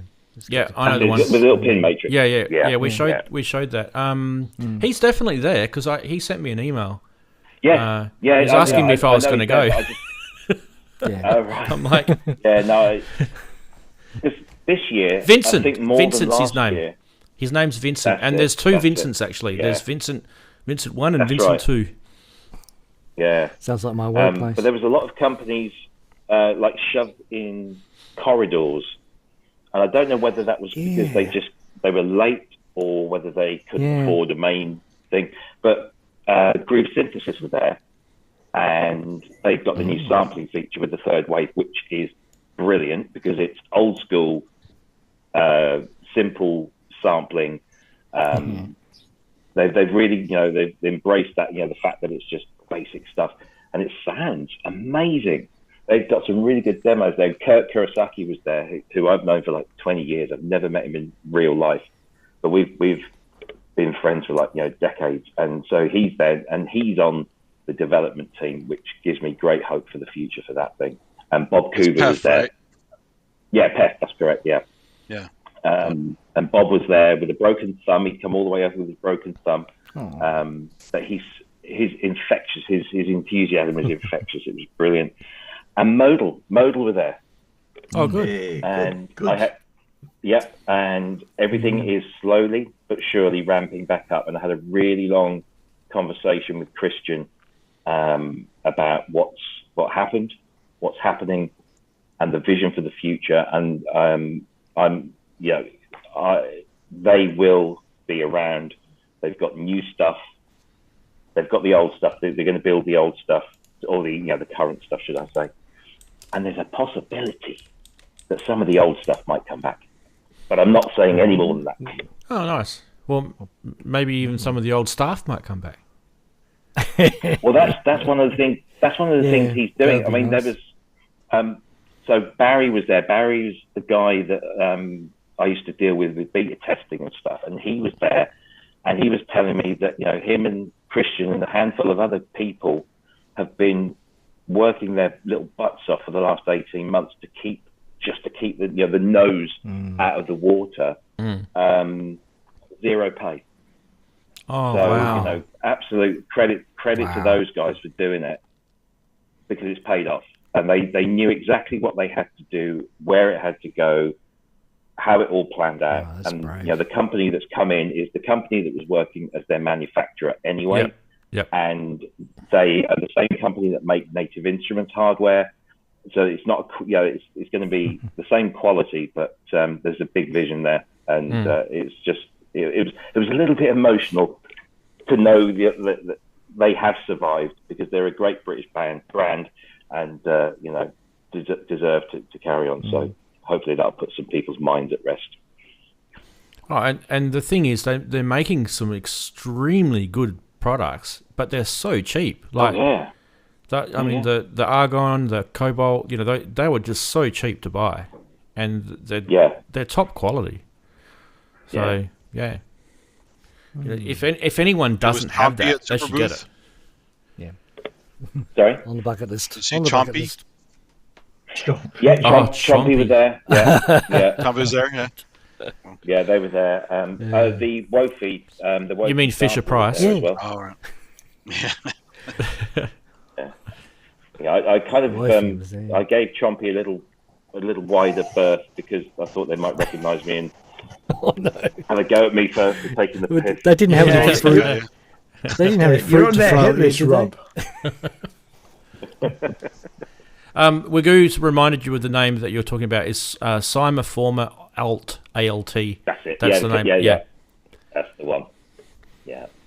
That's it. Yeah, Henrik's gutted back. that I didn't get to see them. Hey, Yeah, Henrik's joined us. Henrik. I bumped into Henrik just before you went on air, and he says, "I'm going downstairs." to the Yeah, he green told clover. us. There's a good signal Yeah. there. Yeah. Yeah, you And mentioned. I got caught up with someone, and I came down, and he's gone. Yeah, it was only quick because he was at the front, and the reason why he was at the front is because if he goes in, the Loses quality life. of the internet just drops 3G, yeah. big time. Yeah. So he knew that. He's a clever man, and then he's coming back in now. He's actually joined us on Zoom right now. I'm just going to get him in the corner for us. That's the problem I have with Stanford Karma. There's no signal inside. You have to do local videos. Yeah, how was that, Andy? Amazing. Yeah, I bet. I have some videos I have to edit for some of the exhibits. There's some VR stuff, some really weird interactive stuff. I saw We're always the doing a lot of GS1 Max controller. MSP. Oh, Yeah, that thing was the crazy. stuff from Fired that up. place. Yeah, crazy. I got to play a VO1 for once in person. That was nice. Nice. They had one in the lobby. So Yeah, it was cool. No, John is an absolute legend. Yeah, and his music was good too. I hadn't heard his music before, but that Oh piece yeah, in it's- '81. He Yeah. said, I asked him at the end. He said it took him several months to make that with this thing called the what was it called again? It's a local computer. They worked with these guys. The Samson box, running FM with code. It took him months to make Yeah, that yeah. piece. Yeah, that's how they started. Yeah, I want this They had to note. write software. Return. Wait 5 minutes. And there's the Samson emulator on GitHub, but all the apps for it aren't out there, unfortunately. So Yep. Henrik's back, by the way. If you guys haven't noticed, I've snuck him in. There he is. Henrik. Yay. And I again, Robbie. Before. I admit. Yeah. I am. Hey, mate. Back at the office. Lots Survived of another day? uploading. Yeah. Yeah, now it's a little relaxing and getting ready for some dinner. And then it's some editing and or not. And Yeah. sleeping. Yeah, Maybe. don't stress. Yeah. And are you heading back home tomorrow, Henrik, or are you staying a bit longer? Yeah, I'll get up at 7 and leave at 9 and we'll be home at 7 in the evening. So Oh, really? It's quite a way, isn't it? Quite close, isn't it? Well, it's quite. Yeah, It's funny. I thought that was Did close. it Henrik not takes tell you he's about 8 to walking? 9 hours to get home. Yeah. So it takes time. Yeah. Yeah, that is. It's quicker for Robbie because he flies through the air. On the. Yeah. Are you? Did you go yeah, with? but it's Did you go with Ryanair. Ryanair, Robbie? You went with Ryanair, Yeah. didn't you? Yeah, I'm afraid. Yeah. You should Yeah, I sell, have to You say. should send Richard Hammond an email. That's what you should do, and say, Yeah, "Stop doing those YouTube videos, Richard." they're all right, for what it is, but yeah, it's cheap and cheerful. When you get Or maybe kicked, not so cheerful. when you get kicked when they're walking down the aisle, and they kick you. Yeah, Yeah. that's why I always get a window seat. Yeah. It is what it is. It's only 2 hours, isn't it? Like an hour and a half, 2 hours or something. Flight. Yeah, it's an hour and a half with a good wind. So Yeah, that's not too bad. Beautiful. Well, I am probably going to wrap it up, I think, because it's pumpkin time for me and Chris. It's midnight here. But I have to show some of the things in my office here. It's Oh, a he wants to strange show. office. He wants to show. Show and tell. Come on, let's have a I look. sleep with amongst these things. Oh, a flamingo and what is that? Is that an alien? ET, Or ET? Yes. It's like Home, ET. home, home, home. Oh, it is ET, yeah. With a Yeah. with a weird hat. Phone hub. Yeah. Yeah. And actually, he's holding a tower, so that's why he's standing like that. Okay. He stands on the bed each morning. This one, I don't know what it's for. I thought you were going to give us a joke, Henrik, and say, what do you get if you cross It may be ET for with a opening flamingo? gifts, I don't know. Yeah, what synth do you get when you cross those two animals? Yeah. Yeah. What about the sign? Do not feed the sharks. I'm not. See the sign on the wall. Yeah. It's really crazy. It's popular. It's an American room. Yeah. Wow. Fully American. Because they have All the sharks best stuff, everywhere in yeah. America, don't they? Of course, yeah. And ET. Yeah, of course. Yeah. Yeah. It's a theme. Yeah. Interesting. Yeah. That's strange. I mean, because when you go to Berlin, you want to be reminded of America. That's exactly Yeah, of what. course, of course. Yeah. Actually, it's like a Western movie when getting in here. The hotel, it's old houses and barns and there's also cars, American cars, and a big bus with a long nose, and they sell ice cream from there. And, it's a nice place. It's kind of an Americana themed combination. Yeah. Very fantastic. I actually haven't bought any ice cream there because I didn't exchange any money because we don't have euro in Denmark, and I could use my card instead. So, but many places like the ice cream shop is only cash. Oh, really? Cash only. Wow. Oh yeah, cash is king in Berlin. Yeah, strange. In Denmark, we don't know what cash is anymore. That's my experience with Germany. They're a bit old school. No, it's them sticking a finger up at the banking system and the government. No, it's serious. It's basically it's their way of saying, "Screw you with your, you're pushing us towards using cards and the cashless society. It's cash. It's all about cash." Yeah. Well, we should do that in our countries too. Like those banks are just There's some nice collecting Italian coffee so much shops money. in San Francisco that are cash only. So that. Yeah, we're starting to see odd places that are cash only as well. We have this stupid law in Australia, which I hate it. It says that you're not allowed to put a sign up that says cash only. It's actually against the law. Yeah, that's right. Yeah, it's the same in Denmark, and we don't need to make the signs. It's just like that. That you have to take cash. Some shops are now allowed to, after 9 in the evening, to only take cards. Yeah. But it has taken. So the employees time wear to get shirts to that say cash only. That's how they get around it. No, you just say, "Oh, sorry, the machine's not working." Yeah, that's what they do. Take cash. That's what they're doing. That happens too. Yeah. It's like, the machine's not working right now. FPOS machine is every time nowhere it was near working. the counter. Exactly, like it's nowhere near it. Wow. So you go there with your card, and they're like, "Oh yeah, you got cash." We had to send. We had to give it back to them to check it. Yeah. Yeah. That's funny. Where there's a will, there's a way in society. Exactly. There's where there's a there's a rule to be gotten around, you'll find an Aussie to give who can do it. to give the middle finger to the the government. Yeah. Well, boys and everyone, pumpkin time. awesome having you all here. I'm going to go and do some soccer coaching tomorrow, or football coaching if you're from the UK.